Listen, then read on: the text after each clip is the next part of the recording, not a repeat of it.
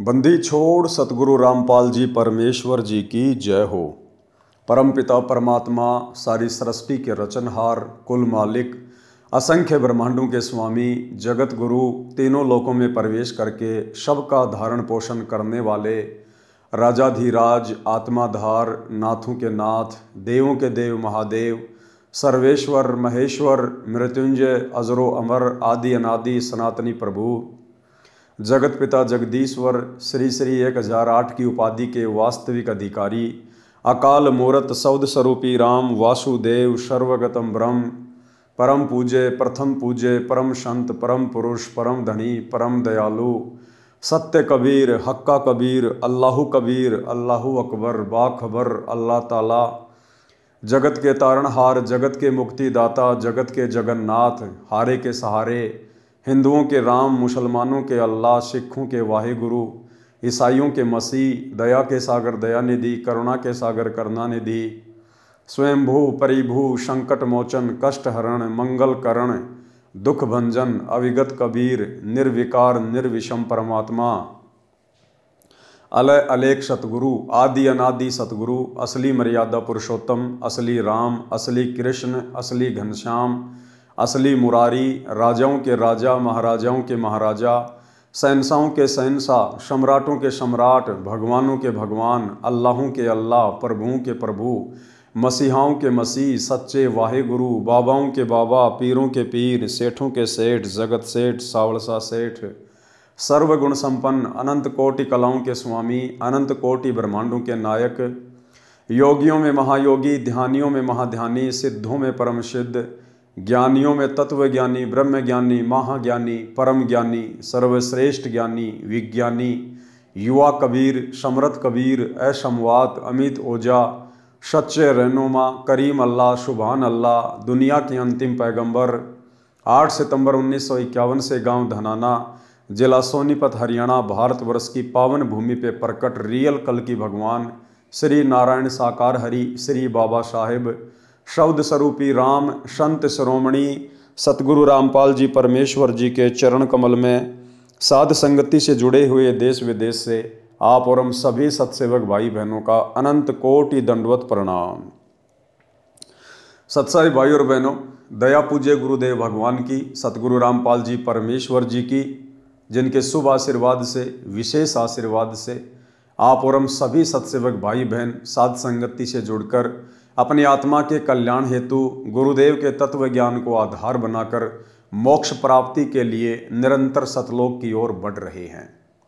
भाई और बहनों, पूज्य गुरुदेव जी के कर कमल से लिखित पवित्र ग्रंथ मुक्ति बोध के ऊपर वीडियो बनाने की श्रृंखला जारी है।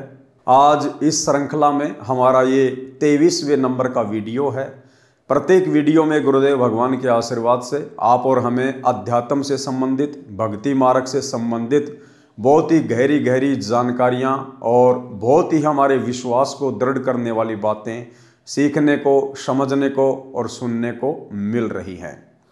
तो भाई और बहनों, आज के वीडियो की हम शुरुआत करते हैं। पवित्र ग्रंथ मुक्ति बोध, पेज नंबर है 245। यहाँ आज परमेश्वर ने दुर्भिक्ष यानी अकाल पड़ने का वर्णन किया है। यानी जिस समय आदरणीय गरीबदास जी महाराज जी आए थे, उस समय 1720 में एक भयंकर अकाल पड़ा था और उस अकाल के दौरान जनजीवन कितना अस्त व्यस्त हो गया था। लोगों ने एक रोटी के लिए अपने बच्चे तक बेच डाले थे। कोई जाति पाति और धर्म का चक्कर नहीं रहा। जहां रोटी खाने को मिल जाए लोग टूट पड़ते थे। ना कोई जाति देखता था, ना कोई धर्म देखता था। बड़े बड़े राजघराने के लोग, राजा लोग और उनके बच्चे जो नान पुलाव खाया करते थे, 56 प्रकार के भोग खाया करते थे, एक रोटी के टुकड़े के लिए दर दर भटकने लगे। भाई और बहनों, युग परिवर्तन का समय निकट है। 2028 परमेश्वर के द्वारा निर्धारित समय है। ये दुनिया ज्ञान से अपने परमपिता परमेश्वर को नहीं पहचान पा रही है, नहीं जान पा रही है।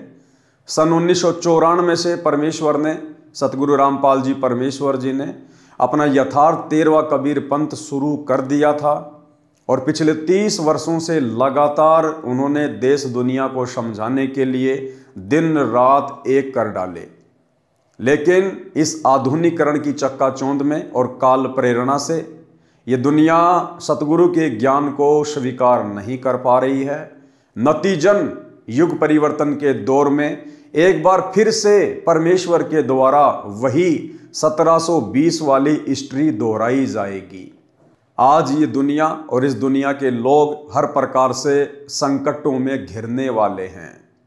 महामारी, युद्ध, महायुद्ध, अनेकों प्रकार से बाढ़, भूकंप, अतिवृष्टि, अनावृष्टि, ओलावृष्टि, जगह जगह पे आग लग जाना, भूकंप आ जाना, कई प्रकार से ये प्रकृति इंसान के जीवन को अस्त व्यस्त करेगी। और उस समय भी इस इंसान को परमेश्वर की ही शरण लेनी पड़ेगी। यदि अपने और अपने परिवार का बचाव चाहेंगे तो दूसरा धरती पर कोई रास्ता नहीं होगा। तो 1720 में किस प्रकार से दुर्भिक्ष पड़ा, अकाल पड़ा, उसका वर्णन परमेश्वर हमें पहले ही सचेत करने के लिए बता रहे हैं। दुर्भिक्ष अकाल का प्रकरण पारक के अंक की वाणी नंबर 207 से 227। गरीब बीसे में बिसरे नहीं, लागी जोर कसीस, खंड बिहंडा हो गए देखो कोम 36। गरीब बीसे में बिसरे नहीं। बीसे का मतलब गुरुदेव ने बताया 2020। अब भाई और बहनों, ये परमेश्वर को पहचानने के संकेत हैं। ये भाषा, ये लफ्ज, ये कौन यूज कर सकता है? ये सांकेतिक हैं, कोड वर्ड में है। आपको गूगल में कहीं नहीं मिलेगा कि बीसे का मतलब 2020 होता है। आपको डिक्शनरी में कहीं नहीं मिलेगा कि बीसे का मतलब 2020 होता है। तो बीसे का मतलब 2020 किसने बताया? सतगुरु रामपाल जी परमेश्वर जी ने बताया। गरीबदास जी ने तो केवल लिख दिया, उसका अनुवाद नहीं किया। अब अनुवाद कौन कर सकता है? समर्थ कर सकता है। तो क्या कह रहे हैं गुरुदेव? गरीब बीसे में बिसरे नहीं, लागी जोर कसीस, खंड बिहंडा हो गए देखो कोम 36। कोम 36 जाति बिरादरियां सब खंड बिहंड हो गए। गरीब शहजादे मांगत फिरे दिल्ली के उमराव, एक रोटी पाई नहीं जो खाते नान पुलाव।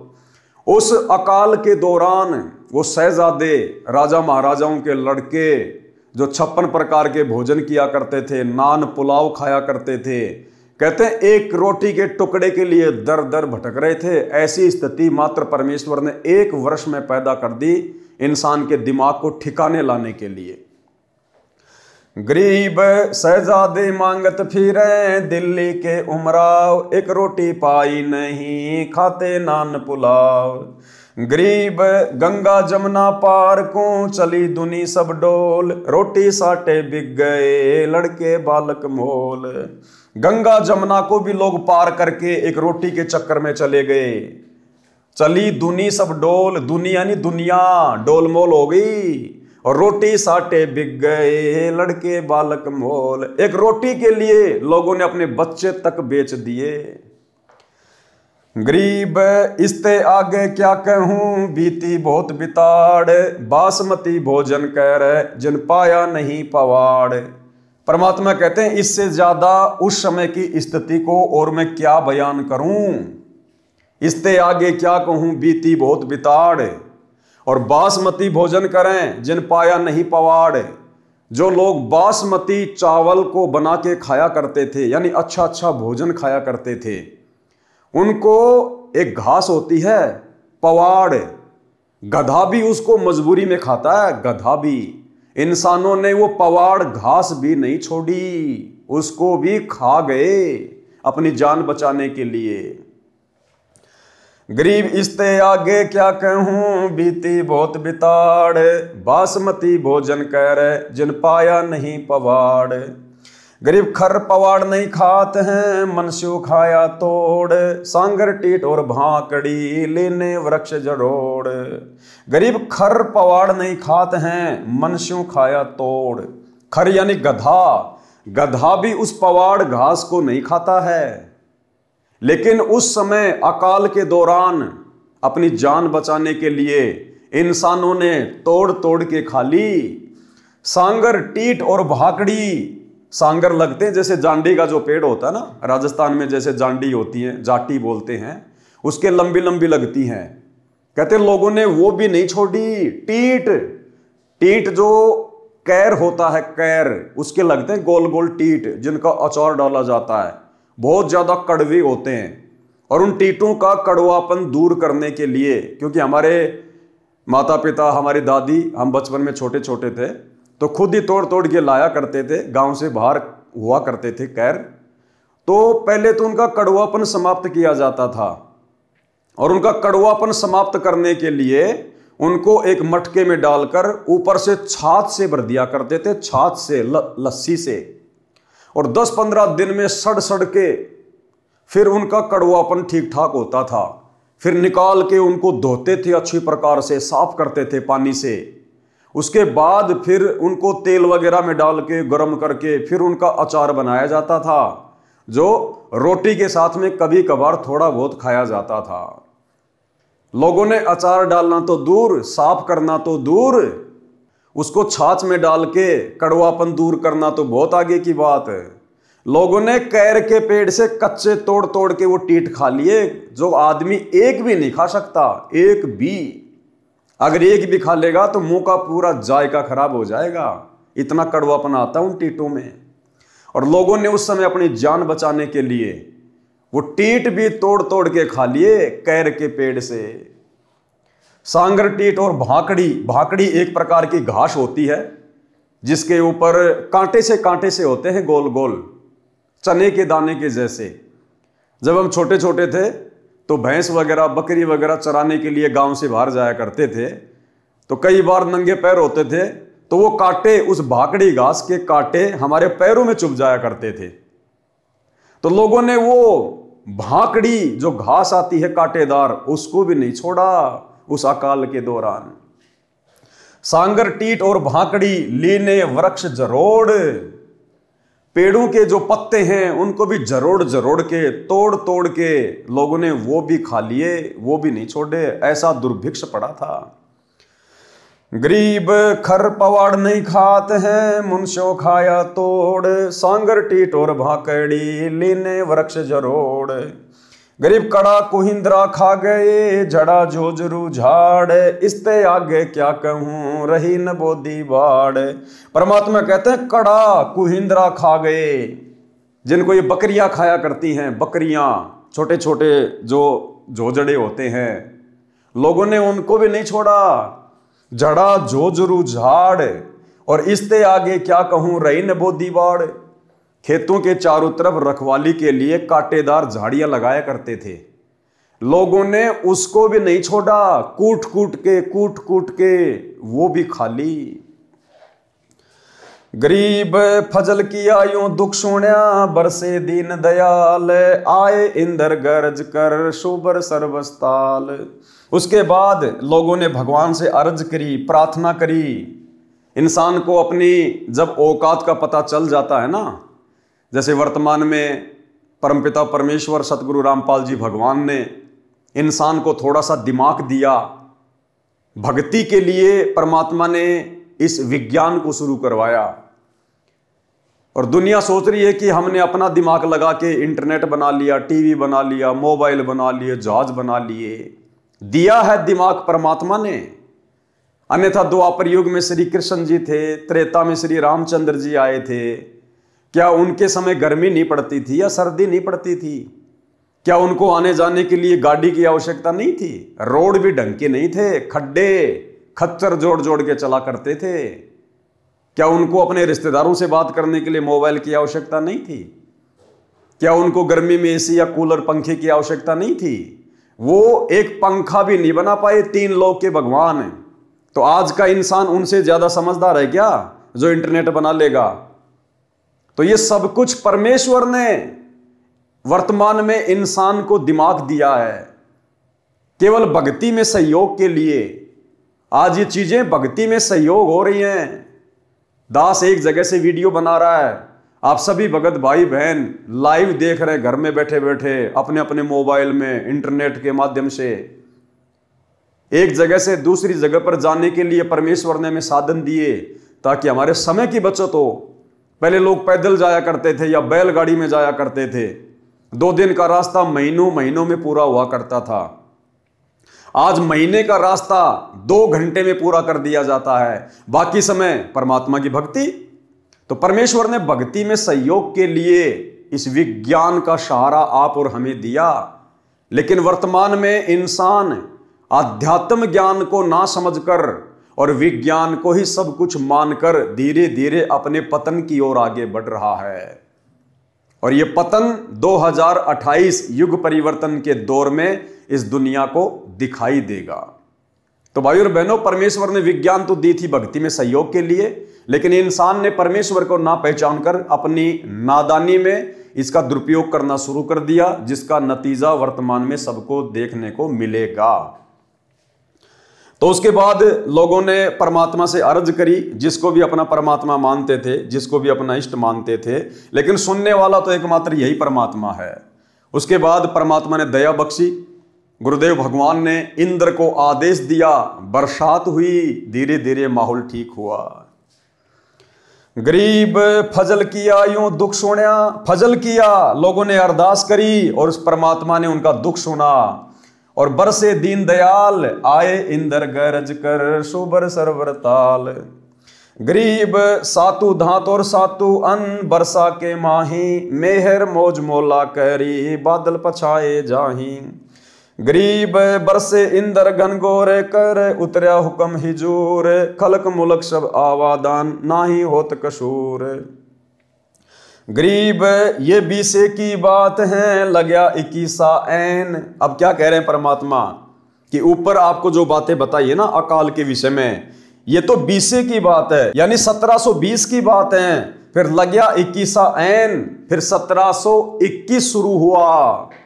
गरीब ये बीसे की बात है, लग्या 21 ऐन, 60 महीना शुभ घड़ी, 7 8 चैन।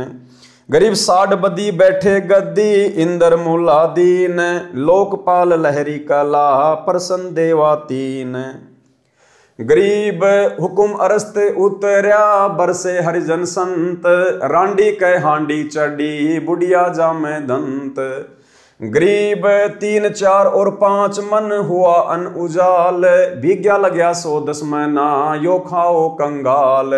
फिर खेतों में बढ़िया अनाज होने लगा, लोग पेट भर भर के खाना खाने लगे। गरीब लांडी बूची लाड करी, संतों के प्रताप, सांगर टीट न पावते, इब खावे मूंग और भात। गरीब लांडी बूची लटकती, रोखियों ऊपर रूह, केस वहां ही खुश रहे, इब ओडत है सू। गरीब आने का 10 सेर अन्न, मेहनत याकू दे, पिछले दिन नहीं याद हैं, तौबा करके ले। गरीब 1 आने का सेर अन्न, लेते सब मजूर, देखी 10 गुना बद गया, समझी गधेरे सूर। गरीब जुल्हों ऊपर जुल्म था, मर गए डूम डहाल, कातन को पाया नहीं, पर्याज भी साकाल। गरीब सासू साड़ी माए क्या, बापू पीत बिछो, शकल कबीला तज गए, ऐसा व्याप्या द्रो।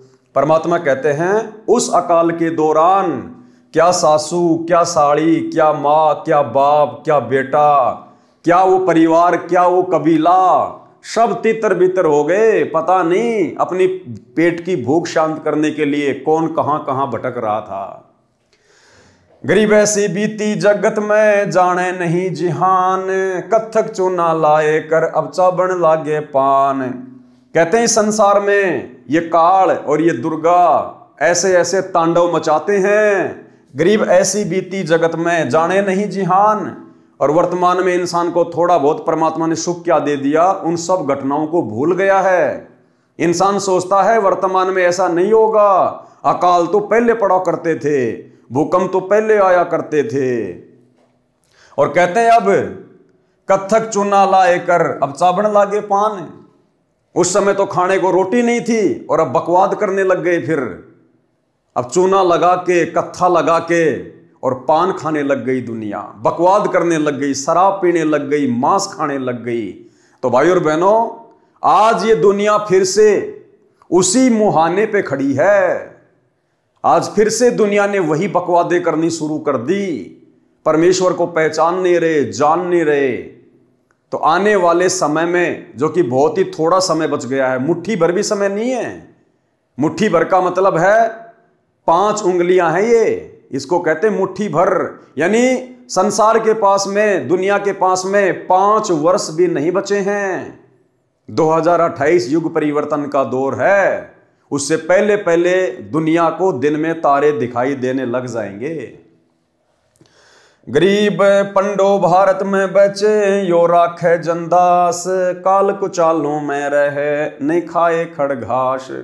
परमात्मा कहते हैं जिस समय महाभारत का युद्ध हुआ था, उस समय परमात्मा ने केवल पांडवों की रक्षा की थी, क्योंकि पांडव एक प्रकार से उस समय धर्म के पाले में थे। हालांकि जिस स्तर पर वो थे उसको धर्म नहीं कहा जा सकता, क्योंकि लड़ तो वो भी राज के लिए रहे थे, तो वो कोई धार्मिक लड़ाई थोड़ी थी। लेकिन कौरवों की तुलना में पांडव परमेश्वर की विशेष आत्मा थी, इसलिए परमात्मा ने महाभारत के युद्ध में उस समय पांडवों की रक्षा की। उस समय भी ऐसी हालातें पैदा हो गई थी, पांडवों को वनवास दे दिया गया था 12 वर्ष का। तो कहते हैं पांडवों के सामने ऐसी परिस्थिति पैदा नहीं हुई कि उनको घास खा खा के अपना टाइम पास करना पड़े। परमात्मा ने उनके लिए हर जगह भोजन की व्यवस्था की। किसके लिए? अपनी विशेष आत्माओं के लिए। अब भाई और बहनों, गुरुदेव ने एक सत्संग में बताया कि विशेष आत्मा क्या होती है और कैसे परमात्मा अपनी विशेष आत्माओं की आपत्तियों के समय सहायता करता है। गुरुदेव ने बताया जैसे एक पिता के 4 संतान हैं और 3 हैं वो नालायक हैं, पिता की आज्ञा का पालन नहीं करते, सारे उल्टे काम करते हैं, और एक है वो पिता की आज्ञा में चलता है। तो जब कोई विशेष संकट आएगा तो उस पिता का ध्यान अपने उस आज्ञाकारी बच्चे के ऊपर जाएगा। वो 3 जो नालायक हैं उनके ऊपर पिता विशेष ध्यान नहीं देगा, उनको अपना कर्म ही भोगना पड़ेगा। महाभारत कितना भयंकर युद्ध हुआ, उसमें पांडवों की रक्षा बनी और सब दुनिया मर गई।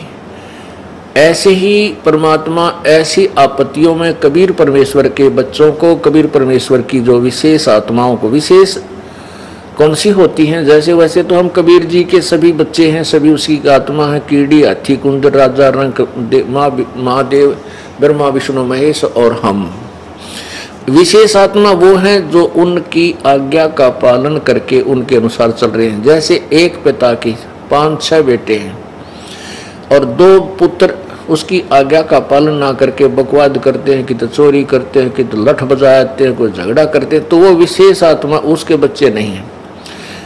आत्मा में दुख तो होता है, लेकिन वो उसकी आज्ञा से बाहर जा करके हैं, तो उन पर विशेष ध्यान ना दे करके पिता उनकी तरफ विशेष ध्यान देता है जो उसकी मर्यादा में चल रहे हैं। और जो दूसरे हैं मर्यादाहीन रहते हैं, उनसे तो पैसे भी छुपा कर रखा कर कदे रास्ते ये निकाल ना ले जाएं। तो ऐसे ही जो परमेश्वर की प्यारी आत्माएं कभी किसी उसके चरणों में रही हैं, उस अक्षेत्र में परमात्मा ने अकाल नहीं गिरने दिया। तो यहाँ उसी के विषय बताते हैं, पंडो भारत में बस। तो आने वाले समय में जब ये आपत्तियां देश और दुनिया में आएंगी, उस समय भाई और बहनों परमात्मा केवल अपनी विशेष आत्माओं के ही साथ रहेंगे, बाकी दुनिया के साथ नहीं रहेंगे। दुनिया के जो जैसा कर्म है वैसा ही उनको फल भोगना पड़ेगा। और वर्तमान में जो सतगुरुदेव भगवान से उपदेश लेकर भक्ति कर रहे हैं, मर्यादा में रह रहे हैं, नेक नीति से अपना कर्म कर रहे हैं, परमेश्वर अपनी इन ही विशेष आत्माओं की उस समय रक्षा करेगा। परमात्मा उनको भूखा नहीं मरने देगा, कहीं से भी उनके लिए परमात्मा अन्न का बंदोबस्त करेगा। और ये तो समर्थ है, धनी है, जगत सेठ है, इस परमेश्वर को तो कुछ भी करने की जरूरत नहीं है, इनके तो संकेतों से सब कुछ होता है। अगर हमारे घर में उस समय 2 दाने होंगे, सुबह मटका भरा हुआ मिलेगा, मटका भरा हुआ। सुनिए गुरुदेव के मुख कमल से। फिर भगवान व्यवस्था करेगा। आपके घर में 2 दाने होंगे तड़के भरा पाओगा मटका, पिप्पा भरा पाओगा आटे का, इस तरह कर देगा दाता आपके लिए। लेकिन भक्ति करवाने के लिए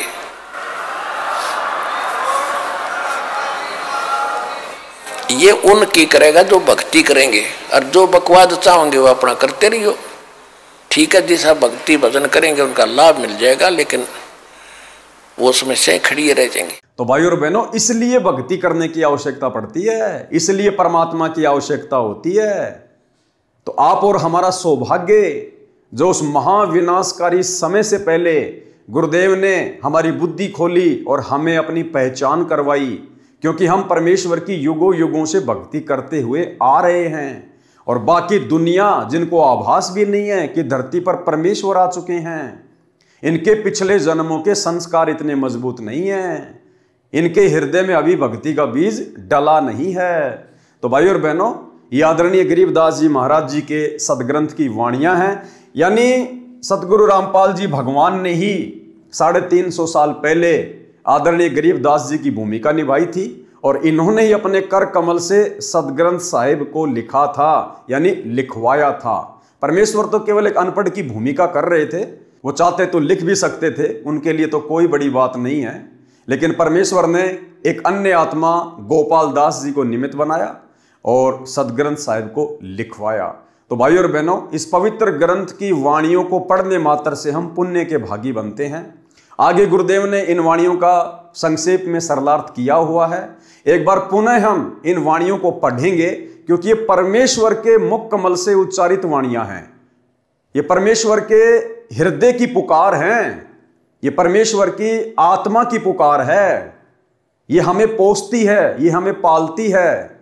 इससे हम भगत भाई बहन दृढ़ होते हैं, भक्ति मार्ग पर हमारा विश्वास बढ़ता है। गरीब बीसे में बिसरे नहीं, लागी जोर कसीस, खंड बिहंडा हो गए देखो कौम 36। गरीब शहजादे मांगत फिरे दिल्ली के उमराव, एक रोटी पाई नहीं खाते नान पुलाव। गरीब गंगा जमुना पार को चली दुनी सब डोल, रोटी साटे बिक गए लड़के बालक मोल। गरीब इसते आगे क्या कहूँ बीती बहुत बिताड़, बासमती भोजन कर जिन पाया नहीं पवाड़। गरीब खर पवाड़ नहीं खात हैं मनस्यों खाया तोड़, सांगर टीट और भाकड़ी लीने वृक्ष जरोड़। गरीब कड़ा कुहिंद्रा खा गए झड़ा झोजरू झाड़, इसते आगे क्या कहूँ रही न बोधी बाड़। गरीब फजल की आयु दुख सुण्या बरसे दीन दयाल, आए इंद्र गरज कर सुबर सरबर ताल। गरीब सातु धातुर सातु अन्न बरसा के माही, मेर मौज मोला करी बादल पछाए जाही। गरीब बरसे इंदर गनगोर कर उतरया हुक्म हिजूर, खलक मुलक सब आवादान ना नहीं होत कसूर। गरीब ये बीसे की बात है लग्या 21 ऐन, 60 महीना शुभ घड़ी सातों आठों चैन। गरीब 60 बदी बैठे गद्दी इंदर मुलालीन, लोकपाल लहरी कला प्रसन्न देवातीन। गरीब हुकुम अरस्त उतरया बरसे हरिजन संत, रांडी कै हांडी चढ़ी बुढ़िया जामे दंत। गरीब 3, 4 और 5 मण हुआ अन्न उजाल, भीग्या लग्या 110 महीना यो खाओ कंगाल। गरीब लांडी बूची लाड करी संतों के प्रताप, सांगर टेट न पावते इब खावे मूंग और भात। गरीब लांडी बूची लटकती रुखों ऊपर रू, केस वहाई खुशी रहे इब ओडत है सू। गरीब आने का 10 शेर अन्न मिन्नतियाँ कूदे, पिछले दिन नहीं याद हैं तौबा करके ले। गरीब 1 आने का शेर अन्न लेते सब मजूर, देखी 10 गुना बद गया समझी गदरे सूर। गरीब जुल्हों ऊपर जुल्म था मर गए डूम डहाल, कातण को पाया नहीं पर्याज भी साकाल।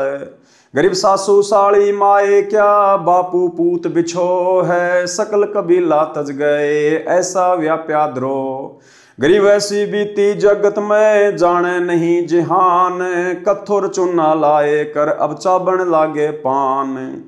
गरीब पंडो भारत में बचे यो राखे जनदास, काल कुचालों में रहे नहीं खाए खड़ घास।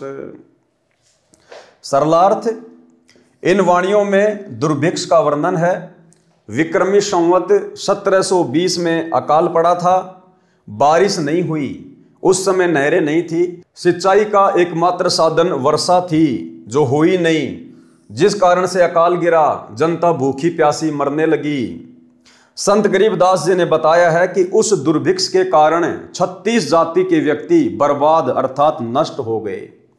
जो जाति विशेष में जन्मे थे, यानी जैसे ब्राह्मण, ठाकुर लोग, राजपूत लोग अपने को सर्वोच्च जाति का मानकर घमंड करते थे, वे जाति बताना भूल गए। अपनी भूख शांत करने के लिए, जान बचाने के लिए ब्राह्मण, ठाकुर, राजपूत चमारों के घर पर रोटी मांगते थे। अपनी जाति वाति बताना सब भूल गए। जो पहले एक दूसरे से इतनी नफरत किया करते थे, अपने आप को सर्वोच्च माना करते थे, अपने को सर्वोच्च जाति का मानकर घमंड करते थे, वे जाति बताना भूल गए। भूख से बेहाल थे, सर्व प्राणी त्राही त्राही कर रहे थे। जो दिल्ली में रहने वाले शहजादे अर्थात राजघराने के व्यक्ति भूख के कारण दर दर भटक कर मांग मांग कर रोटी खा रहे थे। जो दिल्ली के उमराव अर्थात राजवंश के लोग नान पुलाव खाते थे, उस समय रोटी को तरस रहे थे, रोटी को। गंगा दरिया तथा यमुना दरिया की दूसरी ओर लोग भोजन के लिए चले गए, रोटियों के लिए अपने बच्चे भी बेच दिए। और क्या बताऊं, बहुत त्रास भोगी। जो बासमती चावल पकाकर मजे से खाते थे, उनको पवाड़ घास भी खाने को नहीं मिला, क्योंकि व्यक्तियों ने वह भी खा लिया था। पवाड़ घास को गधे भी नहीं खाते, आदमियों ने तोड़ तोड़ कर खाया। इसके अतिरिक्त जांडी के पेड़ के फल, सांगर, सिंगरे, कैर, झाड़ से टींट और कांटेदार भाकड़ी कूट कर खाई। वृक्ष के पत्ते जरोड़ कर यानी खींच खींच कर तोड़ कर खा गए। अन्य घास जैसे कुंदरा, जोजरू झाड़ को खा गए। इससे आगे और क्या बताऊं, उस दुर्भिक्ष में कांटेदार झाड़ियों की बाड़ जो खेत की रक्षा के लिए लगाई हुई थी, जो बोदी यानी कमजोर पुरानी गली हुई थी, बाड़ भी कूट कूट कर खानी पड़ी। ऐसी दुर्गति आदमियों की हुई थी।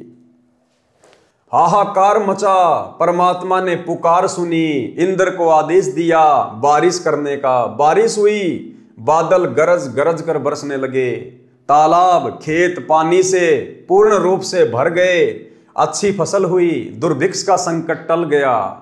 दुर्भिक्ष में सासू साली, माता पिता, पुत्र सब परिवार भूखे मरते, भोजन की तलाश में पागलों की तरह इधर उधर भाग गए, एक दूसरे से बिछुड़ गए। जगत में ऐसी भयंकर स्थिति हुई थी। अब दुनिया उन दुर्दिनों को भूल गई है, बकवाद करने लगे हैं, कत्था तथा चूना लगाकर पान चबाने लगे, यानी फंड करने लगे हैं, परमात्मा को याद नहीं करते।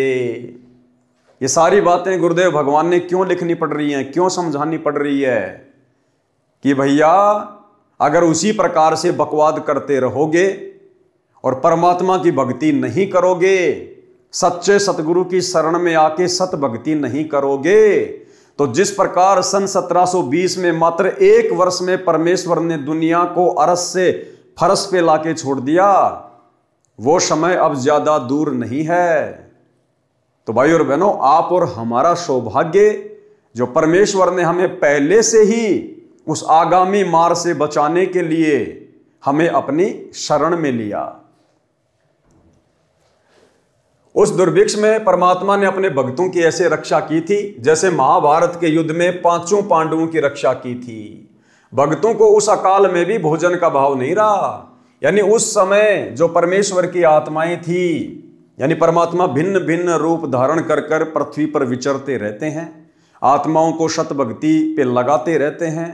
तो उस समय जो उनकी शरण में थे, जो उनके भगत थे, परमेश्वर ने उस 1720 में अकाल के समय जहां दुनिया की दुर्गति हो रही थी, लेकिन परमेश्वर ने अपने भक्तों के ऊपर दिक्कत नहीं आने दी। उनकी परमेश्वर ने भोजन की व्यवस्था की, उनको भाकड़ी नहीं खाने दी, पवाड़ घास नहीं खाने दी। भक्तों को उस अकाल में भी भोजन का भाव नहीं रहा। और ठीक इसी प्रकार भाई और बहनों, आप और हमने भी विश्वास के साथ भक्ति पे लगे रहना है। और अब तो परमात्मा स्वयं धरती पे प्रकट है, बापों का बाप। आज तो हमें परमात्मा जरा सी भी दिक्कत नहीं होने देगा, जरा सी भी दिक्कत। यदि हमने मर्यादाओं में जरा सी भी त्रुटि नहीं की है तो। वाणी नंबर 228 से 317 में श्री रामचंद्र पुत्र राजा दशरथ की महिमा का वर्णन है तथा राम और रावण के युद्ध का वर्णन है। कागभूषण ने बालक रामचंद्र की परीक्षा ली थी। उस समय पूर्ण ब्रह्म परमात्मा ने, किसने? सतगुरु रामपाल जी परमात्मा ने बालक रामचंद्र का रूप बनाकर उसकी महिमा बनाई थी।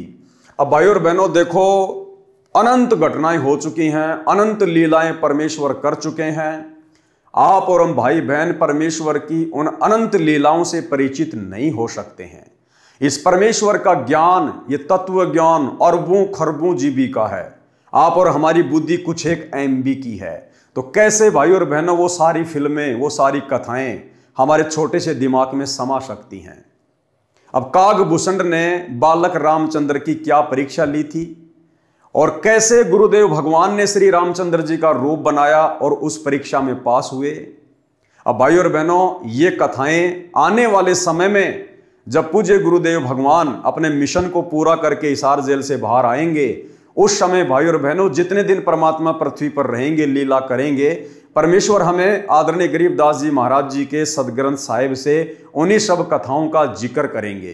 तो वर्तमान में दास ने गुरुदेव के सत्संगों में इस कथा को नहीं सुना है, क्योंकि गुरुदेव के लाखों सत्संग है, हम सारे सत्संग नहीं सुन सकते हैं। तो अभी तक दास तो नहीं सुन पाया है, इसलिए आप लोगों के सामने वो क्या कथा है उसका जिक्र नहीं कर सकता। तो ये हम परमेश्वर के ऊपर छोड़ते हैं।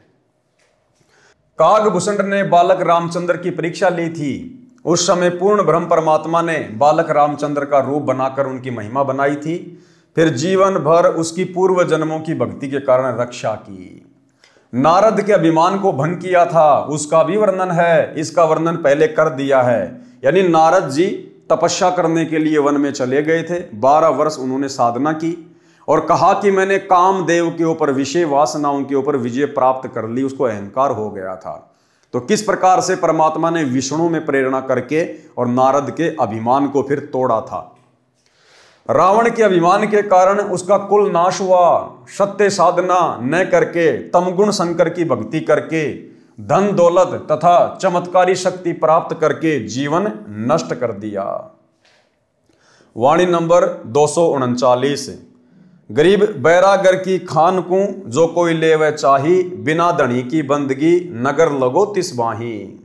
सरलार्थ, यदि कोई बैरागर यानी हीरे की खान की इच्छा रखता है, भक्ति पूर्ण परमात्मा की नहीं करता है, उस नगर को आग लगे। जो मांस खाते हैं, शराब पीते हैं, वे तो मनुष्य दिखाई देते हैं, वे तो पशु हैं। पर्वत पर रहने वाले भीलों जैसे दुष्ट हैं। वाणी नंबर 244 से 245 में बताया है कि रावण एक समय में 100 जोटों का यानी 100 भैंसों का मांस खाता था। उसके घर पर नौजवान स्त्री मंदोदरी थी, फिर भी सीता की इच्छा रखता था, जो उसके विनाश का कारण बना। यानी गुरुदेव भगवान आप और हमें शिक्षा देना चाहते हैं कि आपने भूलकर भी शौपन में भी पर स्त्री और पर धन की ओर नजर नहीं रखनी है। जो राखूं त्यों ही रहूं हमरा के चारा, और खाने जाद खरीद हूं गुलाम तुम्हारा। हमने तो अपने गुरुदेव भगवान की रजा में राजी रहना है। भाई और बहनों, इस रावण की छोटी सी कथा से आप और हमें बहुत सारी शिक्षाएं मिल सकती है। हम अपने अभिमान को, अहंकार को चूर चूर कर सकते हैं कि आप और हमारी वर्तमान में ऊंट के मुंह में जीरे के बराबर भी औकात नहीं है। चाहे कोई यहां का प्रधानमंत्री क्यों ना हो, बड़े से बड़ा कोई धनपति क्यों ना हो, आप और हमारी वर्तमान में कोई औकात, कोई हैसियत नहीं है। ऐसे ऐसे महापुरुष, ऐसे ऐसे बली, ऐसे ऐसे दानवीर, ऐसे ऐसे ताकतवर इंसान होकर जा चुके हैं। रावण क्या कह रहे हैं गुरुदेव भगवान? रोजाना 100 जोटों का मांस खाता था, 100 जोटों का। ये रावण की खुराक थी। इसके अलावा सब्जी रोटी अलग है, छाछ दूध दही अलग है। 100 जोटों का मांस, और उस समय के जोटे भी कितने बड़े बड़े होंगे, हाथी से भी बड़े बड़े। तो सोचिए रावण कितना बलवान होगा। गुरुदेव ने बताया कि रावण की हाइट 150 फुट की हाइट थी, 150 फुट की। और शरीर फिर कितना हट्टा कट्टा होगा, जो रोजाना 100 जोटों का मांस खाता था। उस समय के जोटे वर्तमान के हाथी से भी बड़े बड़े। तो सोचिए वर्तमान में कोई 5 फुट का, कोई 6 फुट का, बड़े से बड़ा कोई 7 फुट का इंसान पता नहीं अपने आप को क्या मान बैठता है। थोड़ा बहुत किसी का शरीर ठीक ठाक होता है, जिम जाम करने लग जाता है, पहलवानी करने लग जाता है, पता नहीं अपने आप को भीम समझने लग जाता है। परमात्मा कहते हैं ये उदाहरण है अभिमान को तोड़ने के लिए, अहंकार को तोड़ने के लिए। आज 1 किलो खाना नहीं खा सकता इंसान एक टाइम में, और रावण एक समय 100 जोटों का मांस खाया करता था, 100 जोटों का। और आगे देखना भाई और बहनों, वाणी नंबर 244-245 में बताया है कि रावण एक समय में 100 जोटों का नर भैंसों का मांस खाता था। उसके घर पर नौजवान स्त्री मंदोदरी थी, फिर भी सीता की इच्छा रखता था, जो उसके विनाश का कारण बना। यदि हम भगत भाई बहन भी यदि पर स्त्री की तरफ कुदृष्टि रखेंगे, कुनजर रखेंगे, तो आप और हमारी भी यही दुर्गति होगी जो रावण की हुई। अरे रावण भी तो परमात्मा की आत्मा थी, और गुरुदेव ने एक सत्संग में बताया कि रावण की आत्मा भी कभी कबीर परमात्मा सतगुरु रामपाल जी भगवान की शरण में रह चुकी थी, लेकिन भक्ति मार्ग पर टिका नहीं। और देखो फिर काल ने उसी परमात्मा के विरुद्ध रावण को खड़ा कर दिया। परमात्मा के विरुद्ध खड़ा करने का मतलब है सत्य के विरुद्ध अहंकार से भरकर रावण को खड़ा कर दिया। और रामचंद्र रूप बनाकर रामचंद्र जी की पुकार पर इस कबीर परमेश्वर सतगुरु रामपाल जी भगवान ने फिर उस रावण का नाभि में तीर मारकर वध करना पड़ा। रावण का भाई कुंभकर्ण, पुत्र मेघनाथ आदि आदि अनेकों जोटों का मांस खाते थे। रावण ने 33 करोड़ देवताओं को अपनी कैद में बांधकर डाल रखा था। कितना सिद्धि युक्त था, कितना बलवान था। वाणी नंबर 246 से 256 तक रावण राजा की सेना का वर्णन है। अब रावण की सेना का वर्णन है, रावण के नौकरों का, चाकरों का वर्णन। वाणी नंबर 246 से 256 तक रावण राजा की सेना का वर्णन है। वाणी नंबर 25 में रावण के अंग रक्षकों की संख्या बताई है। अंग रक्षक, बॉडीगार्ड 100 करोड़। 100 करोड़ मतलब 1 अरब। 100 करोड़ सेना तो रावण की गद्दी तथा घर के चारों ओर रखवाली करती थी। अब सोचिए भाई और बहनों, वर्तमान का कोई प्रधानमंत्री है, कोई राष्ट्रपति है, Z+ सिक्योरिटी लेके घूमता है, जिसमें 10-15 उसके बॉडीगार्ड होते हैं, 100 मान लो ज्यादा से ज्यादा, और पता नहीं क्या समझता है अपने आप को। रावण 100 करोड़ उसके बॉडीगार्ड थे, 100 करोड़। अब सोचो बाकी सेना कितनी होगी उसके पास में। जिस व्यक्ति के राजघराने के चारों तरफ और जिसकी सिंहासन यानी उसकी जो गद्दी थी जहां वो बैठा करता था, सिंहासन लगाया करता था, सिंहासन और राजघराने यानी उसके महल के चारों तरफ सिक्योरिटी के लिए 100 करोड़ सैनिक थे, 100 करोड़। तो आज के इंसान की क्या औकात है उसकी तुलना में। और आगे देखना भाई और बहनों, आगे देखना, अगर वास्तव में कोई भक्ति बीज होगा, परमात्मा की विशेष अधिकारी आत्मा होगी, वो इन उदाहरणों को देखकर कभी शौपन में भी घमंड नहीं करेगा, ना अपने धन का, ना अपने शरीर का, ना अपने बेटा बेटी का, और ना अपनी पद पोस्ट का। पारक के अंक की वाणी नंबर 258 से 259। गरीब जो जन चार आकाश में, जहाँ रावण की सेज, ता रानी नौजो बनी हरदम रहे उमेज। गरीब एक सवामण कंदरप, रज बीरज ढलकंत, नौजोबनी से जब रावण भोग करंत। ये दोनों लाइनें कितनी गहरी हैं। सबसे पहले परमात्मा ऊपर वाली लाइन का सरलार्थ कर रहे हैं। गरीब योजन चार आकाश में, जहां रावण की सेज। सरलार्थ, लंका के राजा रावण के महल की सबसे ऊपर की मंजिल 4 योजन थी। रावण का जो महल था वो 4 योजन ऊंचा था।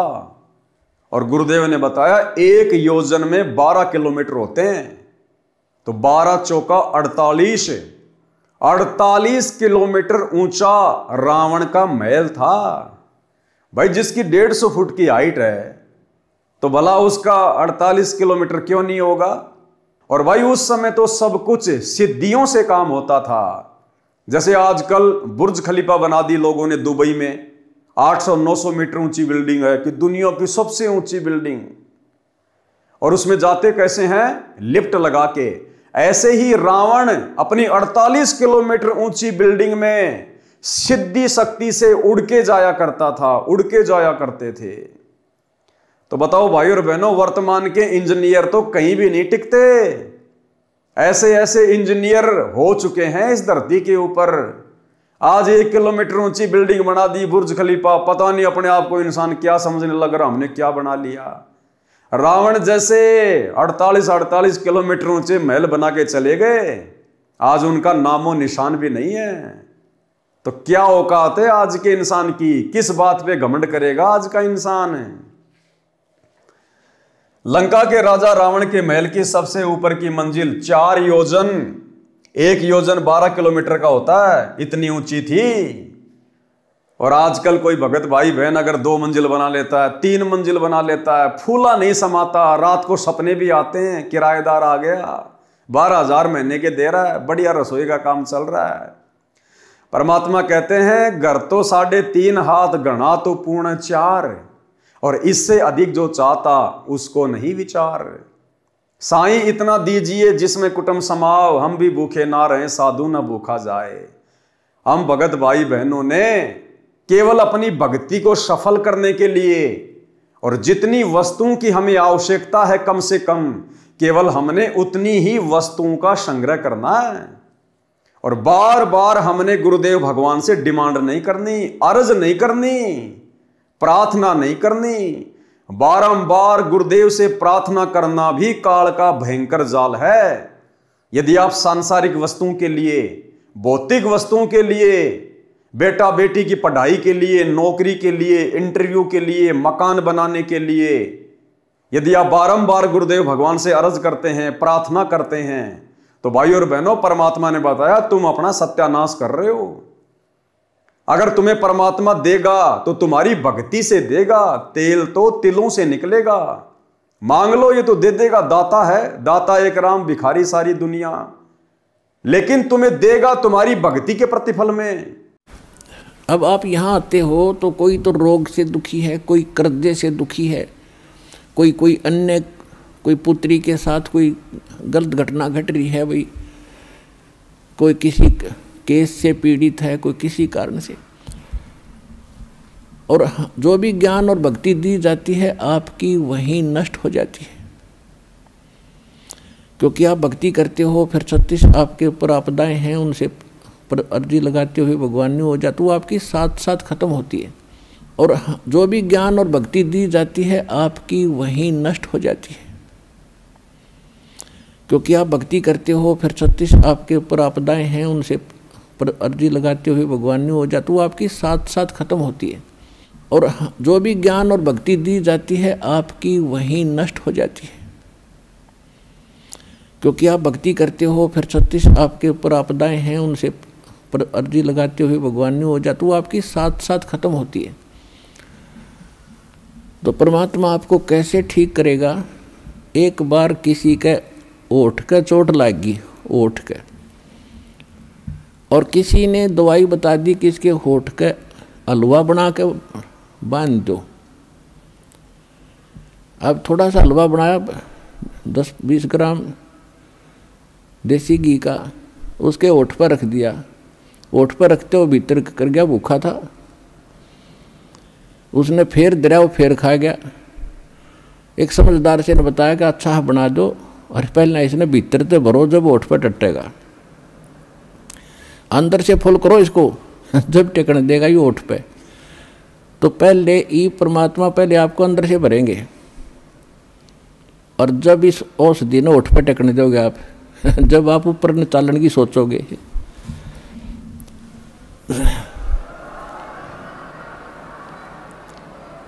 अर्थात आपकी यहाँ की जो रिक्वायरमेंट है, दाता आपके दुख हैं पहले इन्हें ठीक करेगा, और ठीक होके फिर आप गफलत कर जाते हो। इतना भी मालिक को मालूम है, आप चाहे मानो या ना मानो।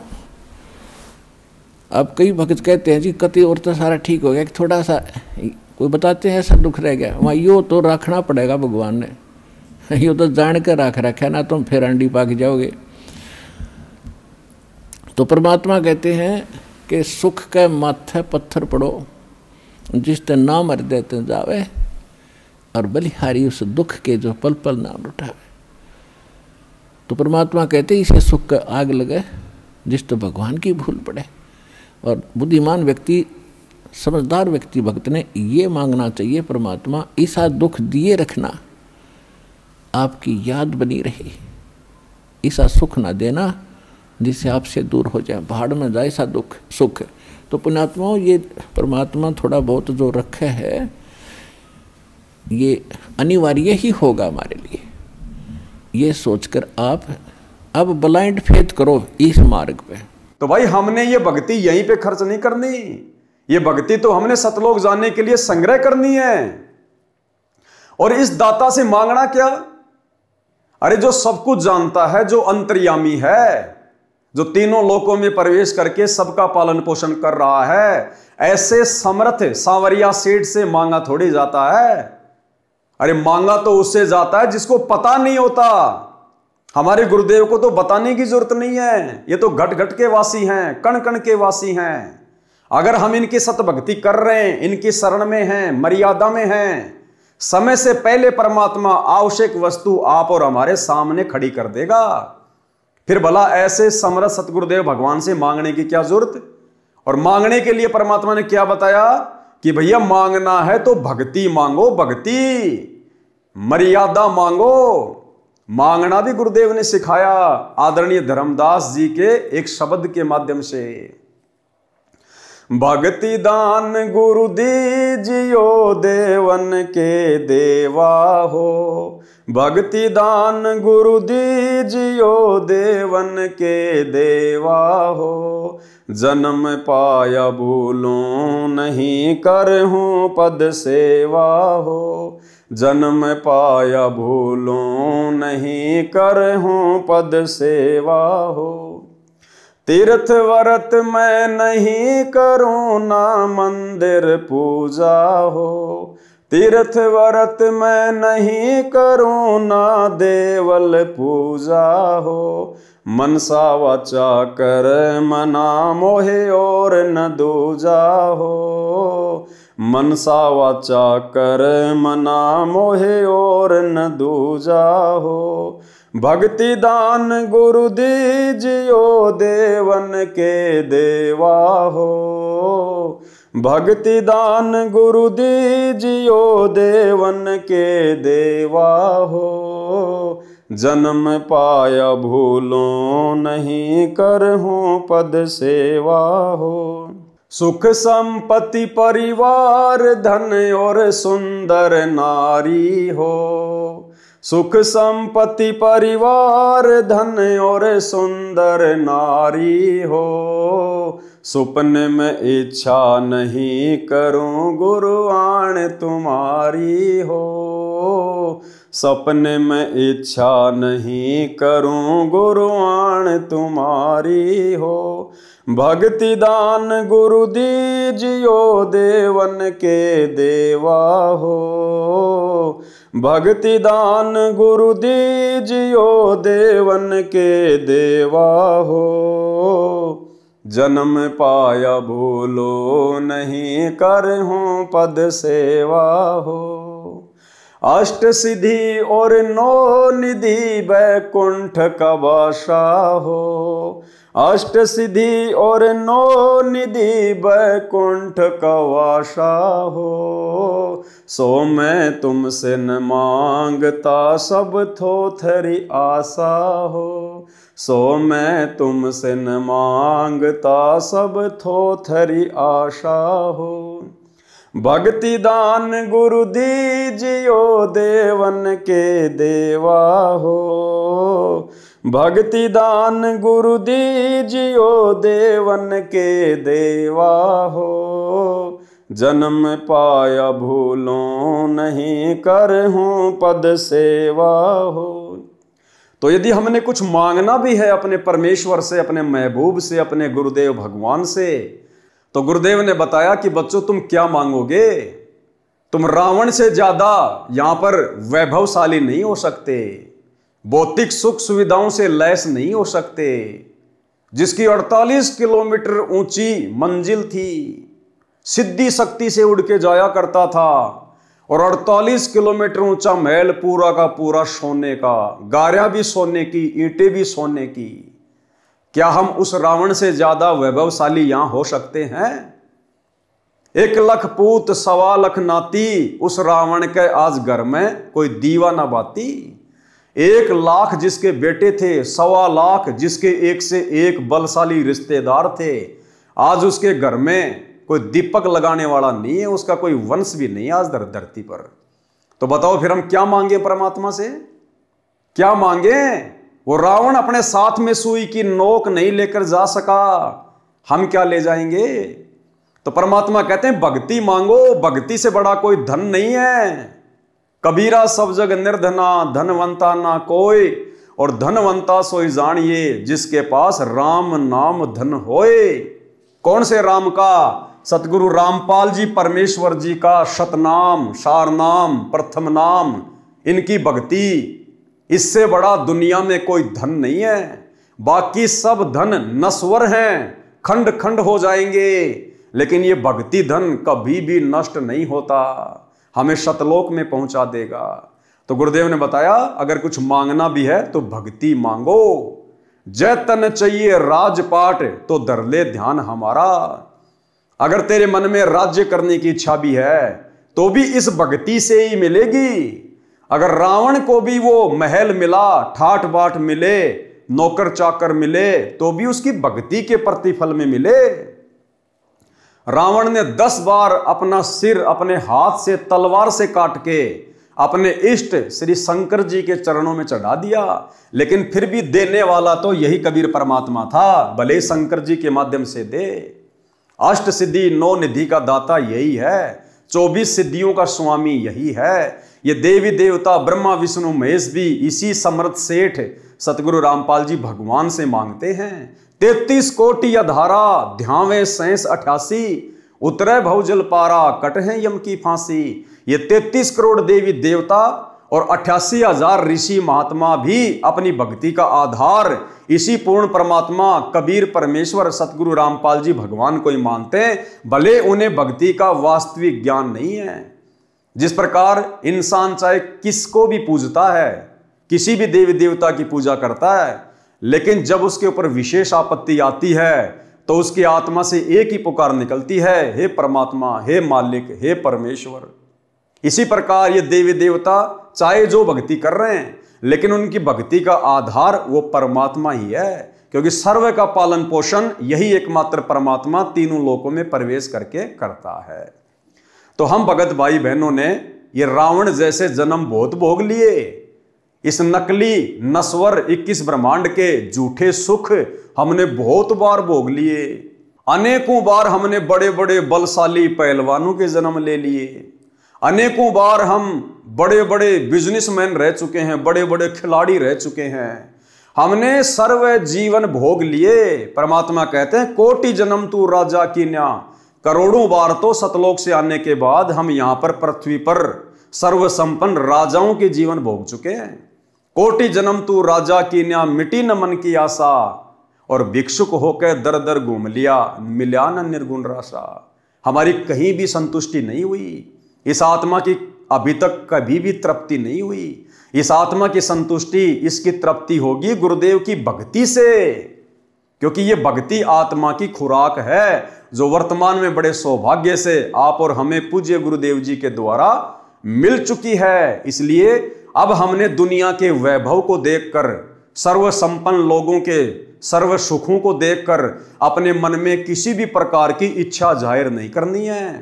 परमात्मा यही समझाना चाहते हैं कि अगर तू सफल हो गया ये भक्ति करके, तो यहां के राजा महाराजाओं के सुख तो छोड़ दो, जब तुम सतलोक में चले जाओगे तो परमात्मा कहते हैं, चार मुक्ति जहां चंपी करती माया होरी दासी, दास गरीब अभय पद पर से वो मिले राम अविनाशी। सतलोक में जाने के बाद या ब्रह्मा विष्णु महेश के पास जो चार मुक्ति हैं, काम अर्थ धर्म मोक्ष, कहते हैं ये तो तुम्हारे वहां पैरों की चंपी करेंगी, मालिश करेंगी, इनकी तरफ तो तुम देखोगे भी नहीं। सतलोक में इतने सुख हैं, इतना सर्व संपन्न लोक है वो। जिस प्रकार किसी के घर में 4 व्हीलर हो तो वो बाइक की तरफ तो कभी देखता भी नहीं है। तो इसी प्रकार सतलोक के सुखों की तुलना में यहां की जो चार मुक्तियां हैं, जो ब्रह्मा विष्णु महेश को प्राप्त हैं, ये तो केवल एक मोटरसाइकिल की तरह है। तो भाइयों और बहनों, हमने नीची गर्दन करके दुनिया को ना देखकर, गुरु के ज्ञान को आधार बनाकर और मृत मानकर अपने आप को, ये जीवन, ये शरीर, ये सोच अपने गुरुजी को समर्पित कर देनी है कि गुरुजी मैं स्वयं को आपको समर्पित करता हूं, मेरा जीवन आपके कदमों में है, हे परमेश्वर आपका कुत्ता हूं, मेरी डोर अपने हाथ में रखना। कुत्ता हूं गुरुदेव का, पवन दास का नाम, और गले प्रेम की जेवड़ी, जहां खींचो तहां जाऊं। तो करो तो बावड़ूं, दूर दूर करो तो जाऊं, और जो राखूं त्यों ही रहूं, जो देवोगे सो खाऊं। हमने इस भाव से, क्योंकि भाई और बहनों कितनी उम्र है हमारी, आधी से ज्यादा उम्र तो जा चुकी है, 15, 20, 25 साल की हमारी उम्र है। अब बताओ, अब 40 साल में तो हम जगत सेठ बने नहीं, अब 15, 20 साल में क्या जगत सेठ बनेंगे? और बन भी गए तो परमात्मा ने जो पहले जो जगत सेठ बन के जा चुके हैं उनकी दुर्गति बता दी। बताओ फिर क्या मांगे हम परमात्मा से भक्ति के अलावा, मर्यादा के अलावा। सरलार्थ, लंका के राजा रावण के महल की सबसे ऊपर की मंजिल 4 योजन, 1 योजन 12 किलोमीटर का होता है, इतनी ऊंची थी। उसमें रावण नौजवान स्त्री के साथ संभोग करता था। संभोग यानी सेक्स करते समय दोनों स्त्री पुरुष के वीर्यपात होने की मात्रा 1.25 मण, 1 मण में होता है 40 किलो, इतनी होती थी, यानी 50 किलो, यानी आधा क्विंटल होती थी। जब रावण ये बकवादे किया करता था, जबकि वो शादीशुदा था, मंदोदरी उसकी महारानी थी, सुंदर थी, नौजवान थी, इसके बावजूद भी काल प्रेरणा से वो अन्य नौजवान स्त्रियों के साथ में संभोग किया करता था। कहां? अपनी 48 किलोमीटर ऊंची सबसे ऊपर की मंजिल पे जाके, अपनी सिद्धि शक्ति से वहां जाकर वो उन नौजवान औरतों के साथ संभोग किया करता था। और एक बार के संभोग में जो पदार्थ स्त्री और पुरुष के शरीर से बाहर निकलता है, रज और बीरज, गुरुदेव ने बताया 50 किलो, यानी आधा क्विंटल रज और बीरज उस समय स्त्री और पुरुष के शरीर से बाहर निकलता था। भाई और बहनों, यह सामान्य बात नहीं है। आज के इंसान का वजन होता है 50 किलो, आधा क्विंटल तो आज के इंसान का वजन रह गया। और रावण जब एक बार संभोग करता था तो 50 किलो वो पदार्थ अपने शरीर से बाहर निकाल दिया करता था। तो क्या औकात है आज के इंसान की, भले वो प्रधानमंत्री है, राष्ट्रपति है, रावण के एक समय के वीर्य के बराबर आज के इंसान का वजन है। क्या औकात है? किस बात का घमंड करें, किस बात का अहंकार करें? 150 फीट जिसकी हाइट। भाई और बहनों, अगर आपको देसी भाषा में समझाएं, सरल भाषा में, इस अहंकार को तोड़ने के लिए, तो आज इस पृथ्वी पर जो सबसे लंबे से लंबा कोई इंसान है, होगा कोई 8 फीट का, 9 फीट का, या बड़े से बड़ा हो सकता कोई 10 फीट का इंसान हो आज इस धरती पर।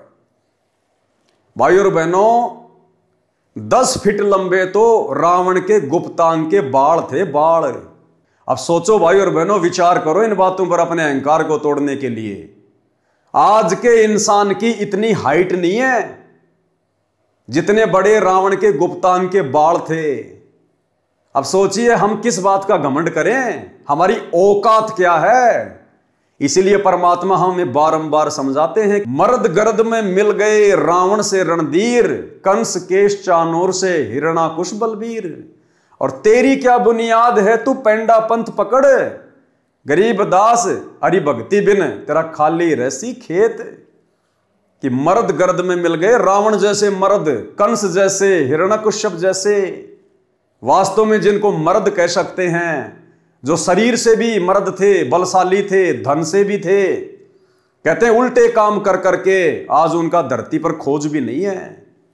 और उनकी तुलना में तुम इस कलयुग के छोटे छोटे जीव, यानी भाइयों और बहनों, अगर रावण से हम वर्तमान में अपनी तुलना करें तो हाइट के मामले में जैसे हमारे सामने धरती पर मेंढक होता है, हम केवल इतने हैं, इतने। तो किस बात का घमंड करें, किस बात का अहंकार करें। अगर किसी के पास ज्यादा संपत्ति है, कोई बहुत बड़ा नौकरी वाला है, जिसके पास बड़ा सा मकान है, कोई फार्म हाउस है, 2-4 प्लाट हैं, तो परमात्मा कहते हैं रावण से कंपैरिजन कर लिया करो कि तुम्हारे जैसे कितने चले गए। 100 करोड़ तो जिसके बॉडीगार्ड थे, बॉडीगार्ड। 48 किलोमीटर ऊंचा जिसका महल था, वो भी सोने का। भाई और बहनों, हम कहीं नहीं टिकते, कहीं भी। इसलिए परमात्मा से वर्तमान में यदि हमें कुछ मांगना है तो भक्ति, जो भक्ति रावण के पास नहीं थी, जिस धन के अभाव में रावण मर गया, जिस धन को रावण भी प्राप्त नहीं कर पाया, आज हम वो अनमोल वस्तु प्राप्त कर सकते हैं। क्योंकि आज हमें मौका है, वो दाता धरती पर प्रकट है, सतगुरु रामपाल जी भगवान। तो हमने केवल परमात्मा से भक्ति मांगनी है, मर्यादा मांगनी है, आधीनी मांगनी है, दास भाव मांगना है। बाकी तो परमात्मा ठाठ कर देगा जितनी हमें यहां आवश्यकता होगी। और उसके बाद फिर सदा के ठाठ, फिर सदा के ठाठ के लिए परमात्मा सतलोक में बैठा देगा। फिर हमने झांक के भी नहीं देखना इधर। तो भाई और बहनों, इस प्रकार से हमने अपनी औकात में, अपनी हैसियत में रह के और अपने गुरु को सर्वे सर्वा मानकर, सब कुछ मानकर हमने भक्ति करनी है। और दूसरी बात, जिसका बाप पहलवान है, जिसका बाप सावरिया सेठ है, फिर बेटे ने पहलवान बनने की क्या जरूरत है भाई। अरे जिसका बाप पहलवान है उसके बेटों को छेड़ कौन देगा। जिसका बाप सावरिया सेठ है, जगत सेठ है, तो उस बेटे को कभी धन की कमी रहती है क्या, किसी चीज के भरोसे रहता है क्या। जब हमारा बाप सतगुरु रामपाल जी भगवान सर्वगुण संपन्न है, तो क्यों ना हम इन्हीं की गोद में बैठकर खाएं पिएं, मौज मस्ती करें, अपनी भक्ति करें, मर्यादा निभाएं। हम क्यों टेंशन में पड़े। अरे जिस आदमी को गाड़ी चलाने के लिए ड्राइवर मिला हुआ है, वो मूर्ख आदमी है जो खुद गाड़ी चला रहा है। आराम से सीट पे बैठ, अपनी कोई पढ़ाई कर, अपना मोबाइल में अपना कोई धार्मिक कोई अपनी चीज देख, आराम से नींद आवे तो सो जा। ड्राइवर गाड़ी चला रहा है ना। तो इसी प्रकार पूरी सृष्टि का ड्राइवर सतगुरु रामपाल जी भगवान, आज सीधा सीधा हमारा बाप हमारे गुरु रूप में घर घर में प्रकट। तो भाई और बहनों, फिर हम क्यों टेंशन लें, हम क्यों सिर में दर्द करें ये दुनिया की दौलत मांग के। इसलिए हमने तो अपने गुरुदेव के चरणों में दास भाव से बैठे रहना है। परमात्मा यहां के भी सर्व सुखों को प्राप्त करवा देगा जो आवश्यक होंगे, भक्ति में बाधक नहीं होंगे। लंका के राजा रावण के महल की सबसे ऊपर की मंजिल 4 योजन यानी 1 योजन 12 किलोमीटर का होता है, इतनी ऊंची थी। उसमें रावण नौजवान स्त्री के साथ संभोग करता था।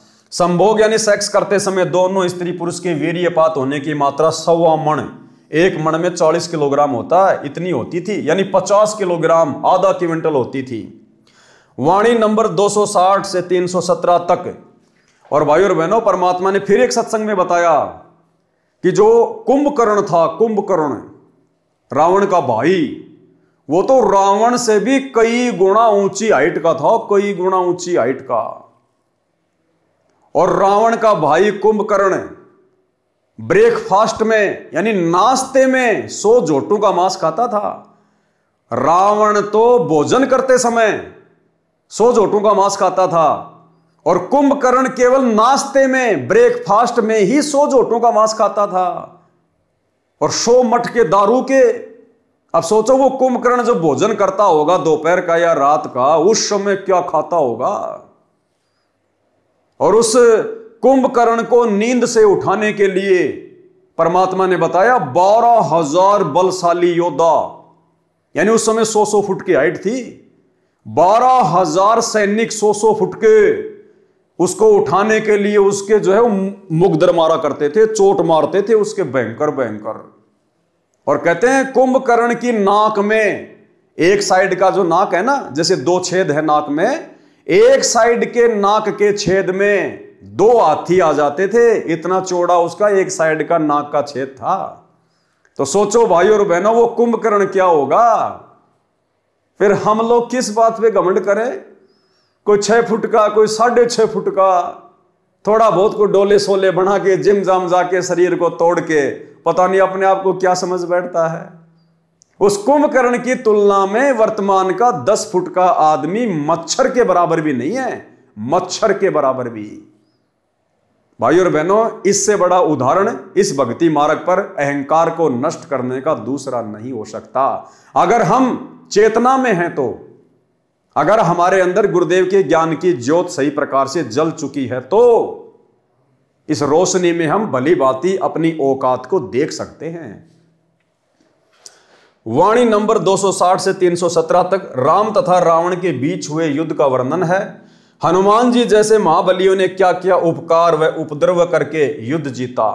लक्ष्मण की जीवन रक्षा सरजीवन जड़ी औषधि का पौधा होता है, उससे हुई। यह रामायण का अंश है। यह अमृतवाणी संत गरीबदास जी के श्री मुख से बोली गई है, इसलिए इसके पढ़ने से आत्मा का पाप धुलता है, ज्ञान विशेष नहीं है। परमात्मा कहते हैं भले ज्ञान विशेष ना हो, ये बातें तुमने सुन रखी हैं राम की, रावण की, लेकिन ये वाणियां महापुरुष के मुख कमल से उच्चारित हैं। गरीबदास जी के रूप में खुद हमारे पूज्य गुरुदेव भगवान थे, इनके मुख कमल से उच्चारित वाणियां हैं। और सोने पे सुहागा वर्तमान में गुरुदेव ने अपने कर कमल से लिख के दे दी हमें पवित्र मुक्ति बोध में, तो हमारे लिए तो सोने पे सुहागा। इनको पढ़ने मात्र से हम कितने पुण्य के भागी बनेंगे, आत्मा से कितना मैल कटेगा। पारक के अंक की वाणी नंबर 318 से 329। गरीब 1,80,000 असली और सकल जी नाती, मैं मंद का कलमा सरूं तबक 14 दाती। गरीब कलम सकल बन राय की, जय कोई लिखवा होए, अलय बैत बानी अलख अंत न पावे कोई। गरीब पोहमी की पट्टी करे, ऊपर लिखे हरफ, सकल समुद्र की मसी करे, लख्या न जाए अलफ। गरीब अली अलय में भेद क्या, एक नूर जहूर, मोहम्मद तो मदती पर हो रहे चकनाचूर। गरीब हस्ती घोड़ा मर्द क्या, बली बजर क्यों न होए, अरस कुरस बिच ना बचे, अली तेग ततलोए। गरीब 70 कदम कट्टे कटक, जय अली फिरावे तेग, खड़ी करे आसमान को तो शब्द सुर्ग पर भेग। गरीब अली अलय का शेर है, सीना स्वाप शरीर, कृष्ण अली एक कली, न्यारी कला कबीर। गरीब अलय वृक्ष अली पान है, झरझर पर अनंत, कृष्ण कली दर कली है, अगम कबीरा पंथ। गरीब अली अली लो हो गए, मैं मंद पदम 50, कबीर एक का एक है, दूजा नहीं मिलावे। गरीब जबराइल जुबान परी, मैं काइल मुकट, असराफिल कबली दरे, अजाजिल ओ घट।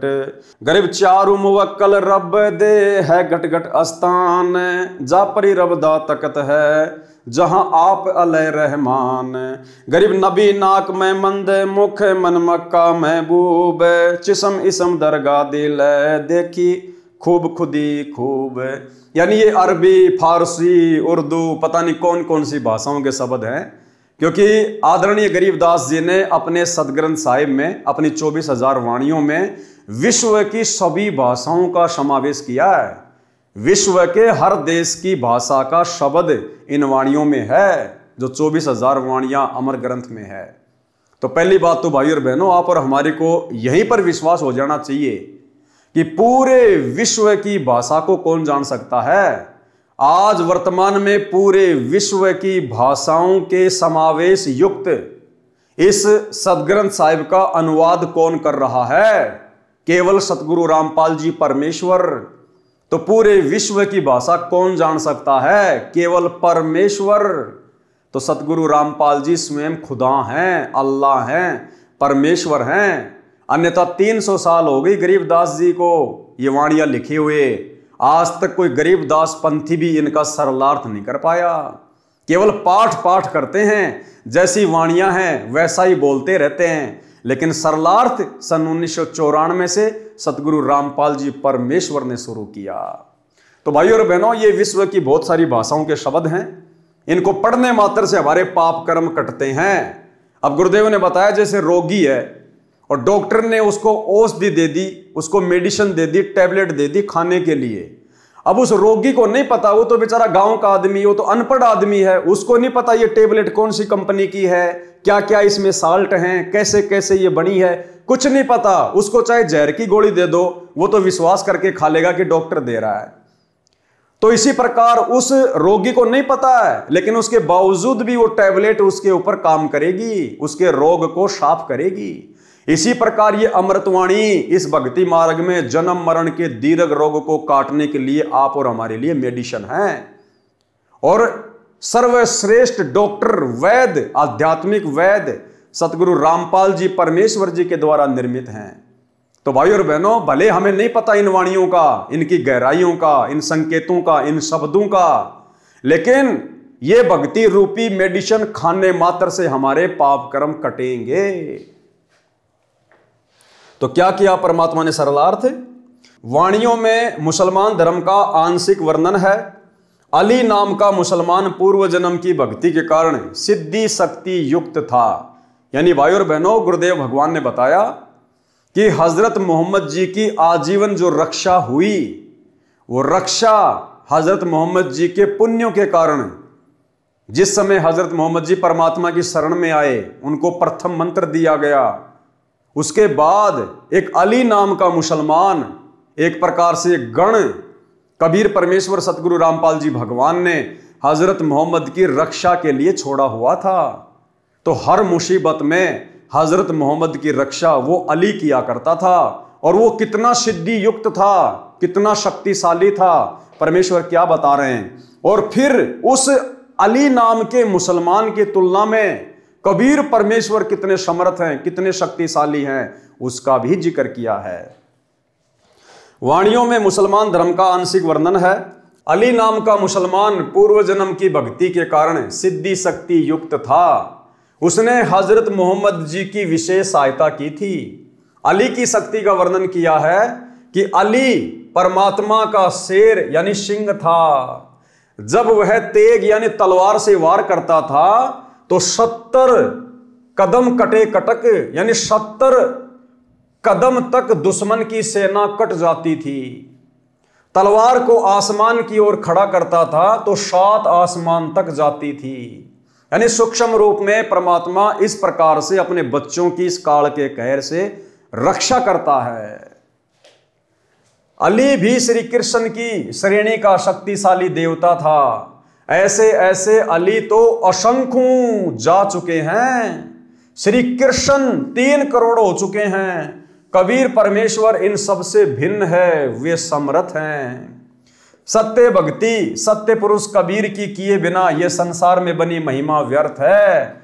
जैसे सतगुरु रामपाल जी परमेश्वर जी ने आज आप और हमें जो शत भक्ति दी है, जो शत भक्ति ना तो उस अली नाम के मुसलमान को प्राप्त थी, ना द्वापर में श्री कृष्ण जी को प्राप्त थी, ना त्रेता में श्री रामचंद्र जी को प्राप्त थी। भले ही उनकी कितनी भी महिमा बनी लाखों हजारों वर्षों तक, लेकिन वो महिमा व्यर्थ की, फोकट की। यहां तो हम उनकी महिमा गा रहे हैं और वो ना जाने 84 लाख योनियों में कहां धक्के खा रहे हैं। तो परमेश्वर की शत भक्ति बिना महिमा भी व्यर्थ है।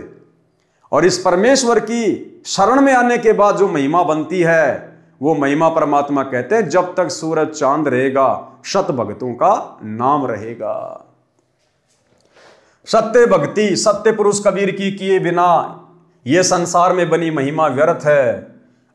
अली जैसे अलीलों हो चुके हैं। अली जिसकी शक्ति के बारे में गुरुदेव ने बताया, परमात्मा कहते हैं ऐसे अली तो अलीलों, शंख पदम अलील खलील जो ये काउंटिंग होती है, कहते हैं ऐसे तो अलीलों जा चुके हैं, अलीलों। अब बताओ आप और हमें पता है? हमें तो इस अली का पता चला अब जो गुरुदेव भगवान ने बताया। मालिक कहते हैं ऐसे अली तो अलीलों होके जा चुके हैं, अलीलों शंख पद्म नील करोड़ अरब खरब अलील, इतने होके जा चुके हैं, कोई नामो निशान भी नहीं है उनका। और हजरत मोहम्मद जैसे 50 पदम हो चुके हैं, शंख नील पदम। हजरत मोहम्मद जैसे तो 50 पदम अवतार पैगंबर होके जा चुके हैं। लेकिन कबीर परमेश्वर एक का एक है। इस परमेश्वर की स्थिति में, इसकी शक्ति में कोई बदलाव नहीं आता। कबीर परमात्मा एक का एक है। पारक के अंक की वाणी नंबर 330 से 351। गरीब चिसम इसमें जोरी जरी खेचे दम दुर्बीन, कूरम्ब नाद उद्गार गति परसे देवातीन। गरीब तीहूं देवा दिल में बसे ब्रह्मा विष्णु महेश, प्रथम इनकी बंदना सुन सतगुरु उपदेश। गरीब सुन सतगुरु उपदेश को कहीं समझाऊं तो ही, त्रिकुटी कमल में बैठ कर उल्टी पवन समोए। गरीब उल्टी पवन समोए कर नाभ कमल में आन, नाभ कमल में बैठ कर जावा करो बयान। गरीब वायु धनंजय बस कर जीते पान अपान, किरकल सूदा मिटाए कर सहस कमल मुख ध्यान। गरीब सहस कमल दल जग में गए झिलमिल रंग अपार, जहाँ शक्ति माया कला धर्मराय दरबार। गरीब नौदर तो प्रकट हैं 10वां सुषमण जान, एकादश अरु द्वादश का बिरले ही को ज्ञान। 11वें द्वार का और 12वें द्वार का तो केवल बिरले को ही पता चलता है, और वर्तमान में वो बिरला शक्ति है सतगुरु रामपाल जी भगवान। इनके बताने के बाद अब पूरे विश्व को पता चल गया। गरीब कैसे पाऊं विधि कहो दीजे मोही बताए, कल कूची मोशों कहो कौन पंथ को रा। गरीब तिलजे है उन्मान्य है बटक बीज विस्तार, त्रिवेणी के घाट चढ़ी देखो मुक्ति द्वार। गरीब दो दल का जहां कमल है जहां वहां ओगट घाट, तिल परवान खिड़की लगी सहजे खुले कपाट। गरीब दो दल का जहां कमल है अगम द्वार बैराट, मकर तार डोरी गहो चली सतगुरु की बाट। गरीब स्थूल दे का भेद कहाँ अब सूक्ष्म कहूं विस्तार, या में भी दर्दवादस हैं कोई न पाया पार। सरलार्थ इन वाणियों में भक्ति मार्ग बताया है, कमलों का वर्णन है। संत गरीबदास जी ने पाठ करने यानी ग्रंथ को पढ़ते समय पाठी के लिए रह रहकर प्रत्येक विषय को दोहराया है ताकि याद बनी रहे। अर्थात श्री ब्रह्मा, श्री विष्णु तथा श्री शंकर जी प्रत्येक मानव स्त्री पुरुष के शरीर के बने कमल दलों में निवास करते हैं। इसलिए प्रथम नाम में इनकी साधना करने को दी जाती है, जो इनकी स्तुति यानी वंदना है, यानी इनकी पूजा नहीं है, केवल स्तुति है। फिर आगे का भक्ति मार्ग सतगुरु जी बताते हैं, वह भी सुनो। तीनों देवा दिल में बसे ब्रह्मा विष्णु महेश, प्रथम इनकी बंदगी फिर सुन सतगुरु उपदेश। यानी सबसे पहले हमें ब्रह्मा विष्णु महेश के ही नाम दिए जाते हैं। भाई और बहनों, ये तो जगत को समझाने की दृष्टि से, जबकि सर्वप्रथम तो इस प्रथम मंत्र में हम अपने पूज्य गुरुदेव भगवान की पूजा करते हैं, इनकी बंदगी करते हैं। प्रथम मंत्र में सबसे पहले और सबसे लास्ट में पूज्य गुरुदेव जी की पूजा का मंत्र है। यही असल में सार शब्द की पूजा है। ये बीच के मंत्र तो परमेश्वर ने शरीर के कमल में बसे हुए इन देवी देवताओं के इसलिए दिए हैं क्योंकि हम इनके अधीन हैं, इनके लोक में रह रहे हैं, इनका हमारे ऊपर कर्जा हो चुका है। हम यहां जो इस पृथ्वी पर अन्न उपजा रहे हैं, काजू किशमिश सेब संतरे खा रहे हैं, अन्न खा रहे हैं, हवा ले रहे हैं, सूर्य का प्रकाश ले रहे हैं, ये इस काल ने तपस्या करके परमात्मा से प्राप्त किए हुए हैं। और यहां मैनेजर बना दिया ब्रह्मा विष्णु महेश को। तो हम ये जो सुविधा ले रहे हैं ना, इसके बदले हम कर्जवान हो रहे हैं। तो परमेश्वर ने इनके मंत्र केवल इसलिए दिए हैं ताकि हम इनकी साधना करें, इनकी मजदूरी करें और हम इनके कर्जे से मुक्त हो जाएं। इनके मंत्रों का जाप करना इनकी पूजा करने में नहीं आता है। असली पूजा तो अपने गुरुदेव भगवान की है। वाणी नंबर 332 से 351 में कमलों का वर्णन है, जो पहले कई बार बता दिया है। कबीर सागर के सरलार्थ में भी परमात्मा ने कई बार कमलों के विषय में खुलकर समझा दिया। आगे ब्रह्म वेदी तथा ब्रह्म काल अंगों में विस्तार से किया गया है, वहां पढ़ें। वाणी नंबर 349 का सरलार्थ है।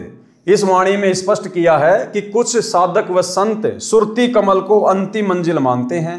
यह तो काल का बंधन यानी बंधन यानी जाल है। इससे आगे नृत्य कमल है, जो मोक्ष का मूल है, मुख्य कारण है। परंतु सतलोक वाला मोक्ष तो नृत्य कमल से भी आगे है, यानी सुरती नृत्य से भी दूर है सतलोक। उसको स्थूल शरीर त्याग कर ऊपर जाकर ही देख पाओगे। सत्य साधना करते रहो। पारक के अंक की वाणी नंबर 352 से 369। गरीब कंगरे कंगरे कलश हैं, कलश कलश लखी सूर, सूर सूर लखी चंद हैं, आवादन भरपूर।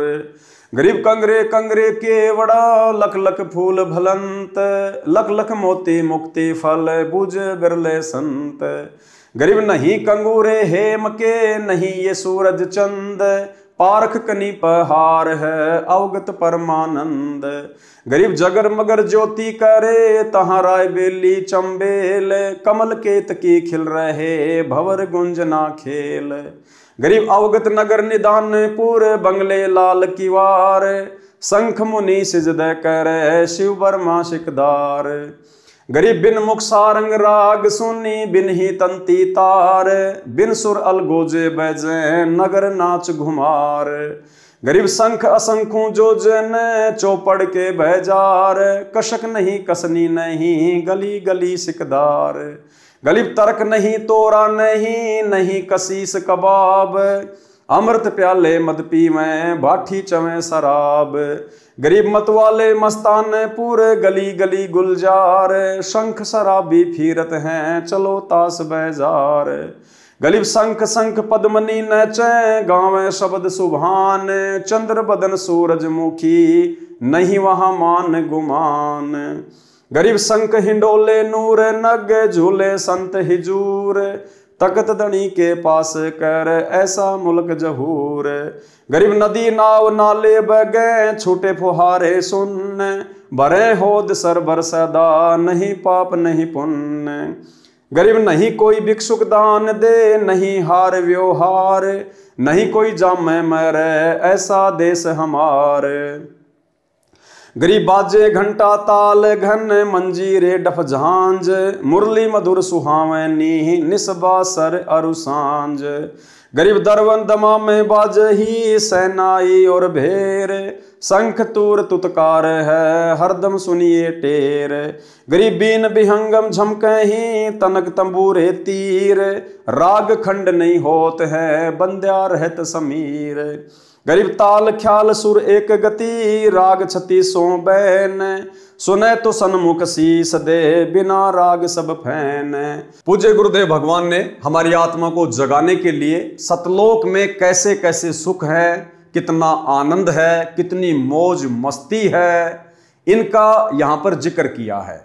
गुरुदेव भगवान कह रहे हैं कि यहाँ जैसे कोई एक बोतल शराब की पीकर और बिल्कुल नशे में चूर होके लड़खड़ाता हुआ चलता है, होश खोके, परमात्मा कहते हैं उस सतलोक में इतना नशा तो ऑटोमेटिक रहता है जैसे यहां पर कोई 100 बोतल शराब की पी ले।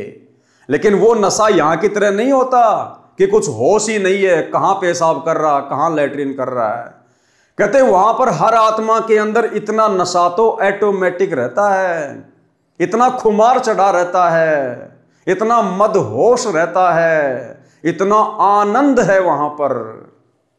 और भी बहुत सारे सुख भाई और बहनों, अब इन वाणियों को आप और भगत भाई बहन उस तरह से नहीं समझ सकते हैं, नहीं समझा सकते हैं जिस प्रकार से हमारा बाप इन वाणियों का जूस निकालकर हमें पीने के लिए दे सकता है। तो भाई और बहनों, जैसे जैसे परमात्मा ने इन वाणियों का सरलार्थ किया है, थोड़ा बहुत उसी हिसाब से हम इनको ग्रहण करते चलेंगे।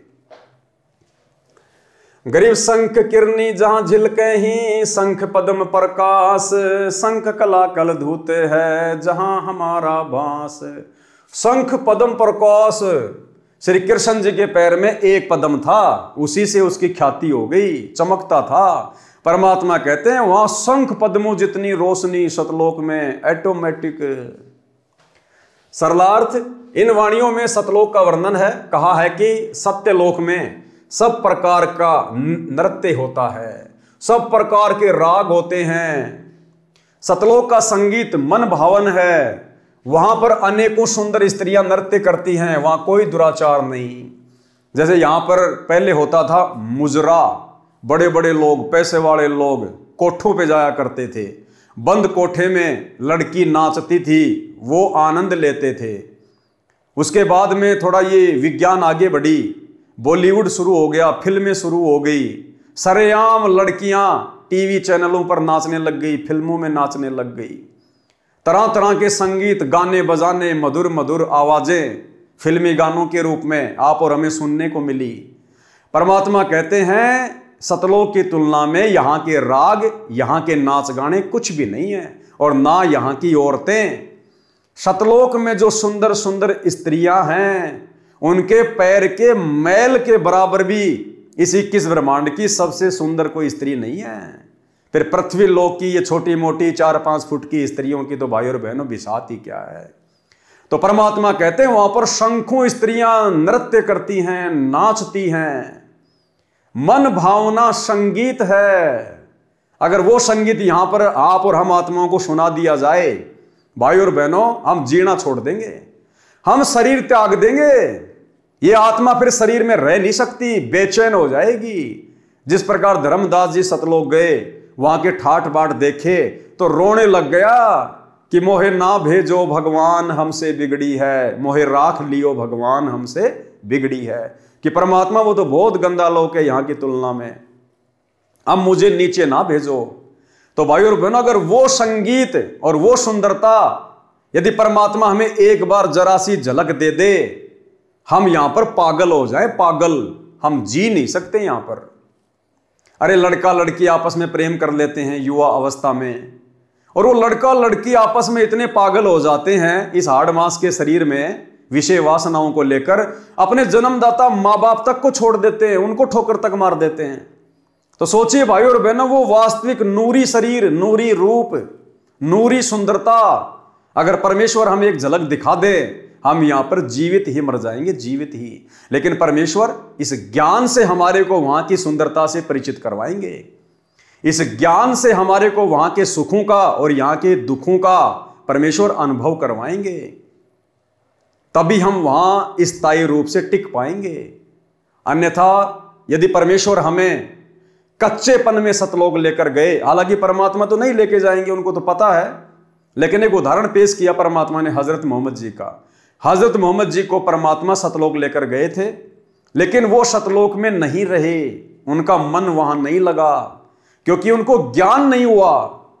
और यहां उनके बहुत सारे भगत बन चुके थे, उनके चेले बन चुके थे, उनकी महिमा हो चुकी थी, तो उन्हें यहीं की महिमा अच्छी लगी। तो इसी प्रकार भाई और बहनों, यदि बिना ये तत्व ज्ञान हमारे हृदय में जमाए गुरुदेव हमें सतलोक ले भी गए, तो भाई और बहनों, यहां से जब तक हमारी आस्था पूरी तरह से नहीं हटेगी, सतलोक में हमारी आस्था नहीं लग सकती। तो परमेश्वर कह रहे कि वहां के जो सुख हैं, वहां के सुखों का यहां पर वर्णन भी बड़ी मुश्किल से किया जाता, बड़ी मुश्किल से। वो अकय लोक है, वहां के सुखों के विषय में कहा नहीं जा सकता। लेकिन फिर भी ये समर्थ परमात्मा आप और हमें जैसे तैसे करके समझा रहे हैं, हमारी आस्था इस गंदे लोक के झूठे सुखों से हटाने के लिए। तो क्या कह रहे हैं परमात्मा कि वहां पर कोई दुराचार नहीं है। जब वहां पर औरतें डांस करती हैं, नाचती हैं, तो हमारे मन में कोई पाप नहीं आता, विषय वासना नहीं जागती, दुराचार नहीं आता। जैसे कोई बहुत सुंदर स्त्री है और वो भले ही नंगी होके डांस करने लग जाए अपने घर पर एक कमरे में, और वहीं उसका 6 महीने का या 1 साल का उसका बेटा या बेटी भी है, उस बेटा बेटी के मन में किसी प्रकार का कोई विकार उस सुंदर स्त्री को नाचती हुई को देखकर नहीं आएगा। इसी प्रकार सतलोक में भाई और बहनों हमारा नूरी शरीर है, उस नूरी शरीर में विकार नहीं है, विषय वासना नहीं है, नामो निशान नहीं है, इसलिए वहां पर दुराचार नहीं है, मन में कोई मैल कोई पाप नहीं है। इन वाणियों में सतलोक का वर्णन है। कहा है कि सतलोक में सब प्रकार का नृत्य होता है। अब यहां का झूठा नृत्य और हाड़ मांस का शरीर उन एक्ट्रेस का, हीरोइन का, टट्टी पेशाब उनके शरीर में भरा पड़ा, थूक लार हैं जेर उनके शरीर में भरी पड़ी। हम तो उनका डांस देख के खुश हो रहे हैं और उसको पता नहीं कौन सी बीमारी ने घेर रखा है। वो दिखावट में हंस हंस के डांस कर रही है 2 पैसों के लिए। क्या पता उसको उस समय लैट्रिन लग रही है, पेट में दर्द हो रहा है, लेकिन झूठी मुस्कुराहट 2 पैसे कमाने के लिए, और हम उसको देख के खुश हो रहे हैं। परमात्मा कहते हैं जब सतलोक वाला डांस तुम्हें देखने को मिलेगा ना, इस डांस की तरफ तो कभी सौपन में भी मुंह नहीं करोगे, सौपन में भी। तो भाई और बहनों हमने तो गांठ बांध लेनी है, कमर कस लेनी है, सर के कफन बांध लेना है, हमने सतलोक चलना है। अब की बार सभी भाई बहन सतलोक में डांस देखेंगे, सतलोक में डांस करेंगे, सतलोक के सुख भोगेंगे, अपने परमात्मा से दिन रात उनके चरणों में उनकी चंपी करते समय, क्योंकि हमने गुरुजी को रिझाना पड़ेगा, प्रसन्न करना पड़ेगा। घर घर बेड लगवा दिए परमात्मा ने, इसीलिए लगवाए कि बच्चों मुझे प्रसन्न करो। तो सुबह शाम जैसे भी समय मिले परमात्मा की चरण चंपी करते समय हमने परमात्मा से बस यही मांगना है कि परमात्मा ये मेरा मनुष्य जन्म लास्ट, हे परमात्मा मुझे दोबारा जन्म मत देना इस गंदे लोक में, मालिक अगला जन्म मेरा सतलोक में। एक ही विनती। और दूसरी बात भाई और बहनों, जब हम गुरुदेव भगवान की चरण सेवा करते हैं तो चरण सेवा करने के बाद में कुछ समय हम भगत भाई बहन जो अपने घर पर बेड लगा रखा है उसके ऊपर अपना मत्था टेक कर, यानी अपने दोनों हाथ उस बेड के ऊपर यूं रखकर, जैसे कोई दुखी इंसान होता है और चारपाई के सारे यूं वो सर रख के सोचता है, विचार करता है, ऐसे ही गुरुदेव भगवान के चरणों की तरफ उनके आसन पर हम अपने हाथ रखकर अपने परमपिता परमेश्वर जी के चरणों में, और भाई और बहनों हम कुछ देर विचार करें शांत होकर आंखें बंद करके, जैसे गुरुदेव भगवान के जो चरण कमल हैं वो मेरे सिर के ऊपर रखे हैं और हम यूं शीश लगाए हुए चिंतन कर रहे हैं परमात्मा के उपकार के विषय में, उनके गुणों के विषय में, कैसे गुरुजी ने हमारा जीवन बदल दिया, कैसे गुरुजी ने हमें इन गंदे विकारों से दूर कर दिया, कैसे परमात्मा ने हमें जानवर से इंसान बना दिया, देवता बना दिया, और हम अपने उन कुकर्मों को याद कर करके, उन विषय विकारों को याद कर करके हम परमेश्वर के चरणों में शीश रखकर कुछ देर आंसू बहाएं। यानी जब भी हम गुरुदेव के चरणों की सेवा करें तो भाई और बहनों ये चिंतन करते हुए संसार की सारी चिंताओं को साइड में रख के 10, 15, 20 मिनट जितना भी आपका मन करे हमारी आंखों से आंसू निकलने चाहिए। ज्यादा भी नहीं तो 1 टपका तो हमारी आंख से आंसू आना ही चाहिए, उन बुरे दिनों को याद करके और सतलोक के सुखों को याद करके, और मन में ये डर कि परमात्मा जो आपने महिमा अपने लोक की बताई है और यहाँ के जो दुख हमें दिखा दिए, बता दिए, परमात्मा यदि हमें अब की बार मोक्ष नहीं मिला, अगर किसी भी कारण से ये कुत्ता, ये कुतिया अगर रह गई, तो परमात्मा मैं तो उन सुखों से वंचित रह जाऊंगा। फिर ना जाने हजारों करोड़ों लाखों युगों बाद ना जाने कब इस कलयुग की पिछली पीढ़ी में आप मेरा हाथ पकड़ोगे। तो ये भय होना चाहिए हमारे अंदर, और अपने गुरुदेव भगवान की मन मोहिनी सूरत को ध्यान में रखते हुए आधीनी से हमारी आंखों से ज्यादा भी नहीं तो भाई और बहनों 1 आंसू तो निकलना चाहिए। और जिस दिन आपकी आंखों से आंसू नहीं निकलते हैं तो समझ लेना उस दिन आपने उस श्रद्धा से, उस भाव से भक्ति नहीं की है। उस दिन आप संसार में ज्यादा रमे हैं, आप अन्य सांसारिक कार्यों में, कोई काम धंधे में ज्यादा दिमाग लगाया आपने। उस दिन आपके मन में वो भाव जागृत नहीं हो पा रहे। क्यों? क्योंकि उस दिन भक्ति भाव ज्यादा आपके नजदीक नहीं रहा।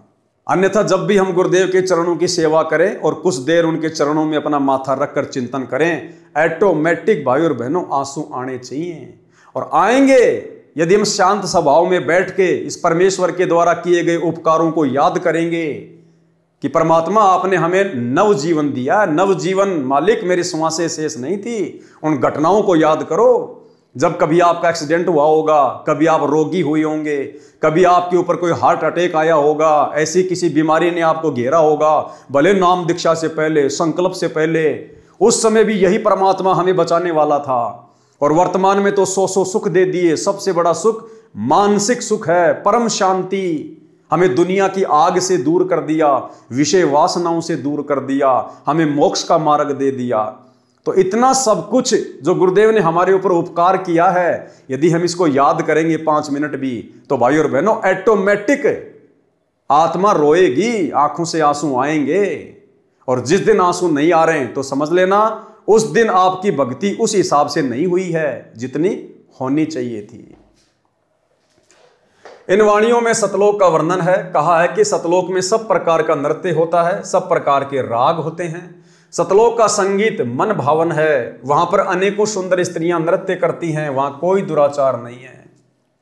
सतलोक में कोई निर्धन नहीं है, न कोई भीख मांगने वाला है, न कोई दान देने वाला, वहां न कोई संसार की तरह व्यवहार करने वाला है। वहां पर परमात्मा के भंडारे से सबको खाने को मिलता है, वहां कोई जन्मता मरता नहीं। हमारा सतलोक ऐसा स्वच्छ देश है। वाणी नंबर 370 से 375 में बताया है कि जैसे श्री रामचंद्र जी अपनी भक्ति की शक्ति से अयोध्या नगरी के सब व्यक्तियों को स्वर्ग ले गए, जो संख्या में 10 लाख थे। राजा जनक जी नरक में पड़े 12 करोड़ जीवों को स्वर्ग ले गए। इनमें स्पष्ट किया है कि काल के लोक में दुख सुख कहर मेहर सब कर्मों के अनुसार चलता है। जन्म मृत्यु भी सदा रहती है, स्वर्ग नरक का चक्कर भी सदा रहता है। परंतु कबीर परमेश्वर की भक्ति से जन्म मरण सदा के लिए समाप्त हो जाता है। राजा जनक वाला जीव स्वर्ग समय भोगकर पुण्य समाप्त करके श्री नानक रूप में जन्मा। परमात्मा कबीर जी ने उसका जन्म मरण समाप्त किया। श्री दादू दास जी का जन्म मरण सदा के लिए समाप्त किया। श्री राम जी अयोध्या को स्वर्ग ले गए, स्वयं श्री कृष्ण जी रूप पुनर्जन्म में आए। राजा जनक 12 करोड़ को स्वर्ग ले गए, स्वयं श्री नानक जी के रूप में जन्म लिया। इसलिए परमात्मा कबीर जी की भक्ति से परम शांति यानी जन्म मरण से सदा के लिए मुक्ति मिलती है, तथा परम धाम यानी सत्य लोक मिलता है, जो सुख सागर है। परमात्मा कबीर जी का कलयुग में प्रकट होने का प्रकरण पारक के अंक की वाणी नंबर 376 से 380। गरीब 84 बंधन कटे कीनी कल्प कबीर, भवन चतुर्दश लोक सब टूटे जम जंजीर। गरीब अनंत कोटि ब्रह्मांड में बंदी छोड़ कहाए, सो तो एक कबीर है जननी जन्या न माए। गरीब शब्द स्वरूपी साहिब दैनी, शब्द सिंध सब माही, बाहर भीतर रम रहा जहां तहां सब ठाही। गरीब जल थल पृथ्वी गगन में, बाहर भीतर एक, पूर्ण ब्रह्म कबीर है अवगत पुरुष अलेख। गरीब सेवक होय के उतरे इस पृथ्वी के माही, जीव उदाहरण जगत गुरु बार बार बलि जाही। सरलार्थ, इन वाणियों में परमात्मा कबीर जी के कलयुग में प्राकाट्य का प्यारा वर्णन है, जो इस प्रकार है। वाणी नंबर 376 से 380 में परमात्मा कबीर जी की महिमा का वर्णन है। किसकी? परमात्मा कबीर जी की महिमा का वर्णन है। कहा है कि कबीर परमेश्वर बंदी छोड़ हैं, अनंत करोड़ ब्रह्मांडों में बंदी छोड़ के नाम से प्रसिद्ध हैं। बंदी छोड़ का अर्थ है कैदी को कारागार से छुड़ाने वाला। हम सब जीव काल ज्योति निरंजन की कारागार में बंदी यानी कैदी हैं। इस बंदी गृह से केवल कबीर परमात्मा ही छुड़ा सकते हैं। और एक सत्संग में गुरुदेव भगवान ने बिल्कुल क्लियर कर दिया। गुरुदेव ने कहा कि अमर करूं शतलोक पठाऊं, ताते बंदी छोड़ कहाऊं। और फिर गुरुदेव ने कहा कि जो सच्चा गुरु होगा, जो सच्चा गुरु होगा वो बंदी छोड़ ही होगा। और बंदी छोड़ कौन है भाई और बहनों? कबीर परमात्मा। और दूसरा सृष्टि में कोई बंदी छोड़ नहीं है। और गुरुदेव क्या कह रहे हैं? जो सच्चा गुरु होगा वो बंदी छोड़ ही होगा। तो वर्तमान में सच्चे गुरु कौन? सतगुरु रामपाल जी। तो कौन हुए सतगुरु रामपाल जी? बंदी छोड़। और बंदी छोड़ कौन? कबीर भगवान। तो कौन हुए सतगुरु रामपाल जी? स्वयं कबीर भगवान। सुनिए छोटा सा सत्संग। तो जल बूढ़त पकड़ो हाथा, अपने गुरु जी के प्रति ऐसी विनम्रता हो। बंदी छोड़ हे गुरु, क्योंकि गुरु होगा वो बंदी छोड़ ही होगा। बाकी नकली गुरु है, वह गुरु भी नकली गुरु है और वो बंदी छोड़ हो ही नहीं सकते। तो जो सही गुरु होगा वो बंदी छोड़ होगा। अमर करूं सतलोक पठाऊं, ताते बंदी छोड़ कहाऊं।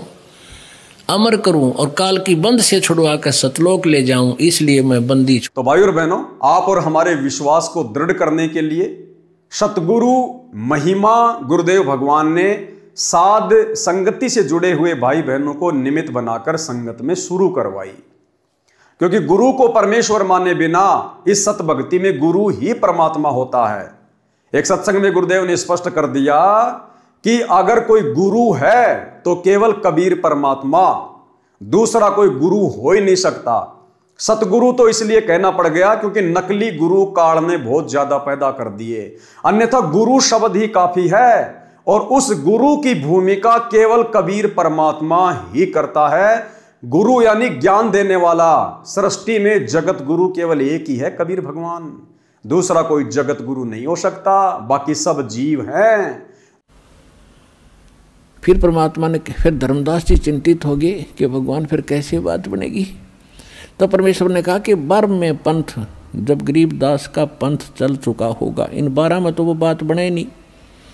12 में पंथ में हम ही चल आवें और सभी पंथों को मिटाकर एक पंथ चलावें।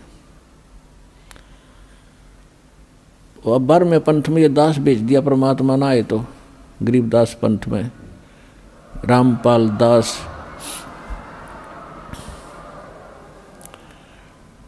तो कबीर साहब ने कहा है कि पुरुष और गुरु सतगुरु में जो मेरा सच्चा गुरु होगा उसमें कोई भेद ना जानना, समकर जाने। मम संत मुझे जान मेरा ही स्वरूपम। परमात्मा ने कहा है मम संत, मेरे संत को मुझे ही जान, मेरा ही स्वरूपम। तो गुरु और सतगुरु, गुरु परमात्मा, सतगुरु परमात्मा स्वयं होते हैं, सतगुरु कहो चाहे गुरु कहो। और फिर पृथ्वी पर वही सतगुरु होता है जो उसका कृपा पात्र और या वो स्वयं ही आते हैं। तो अब कहने का भाव यह है कि इस 21 ब्रह्मांड में इस दास के अतिरिक्त इस पृथ्वी पर छोड़ कहीं गुरु नहीं है इस मार्ग के जानने वाला वर्तमान में।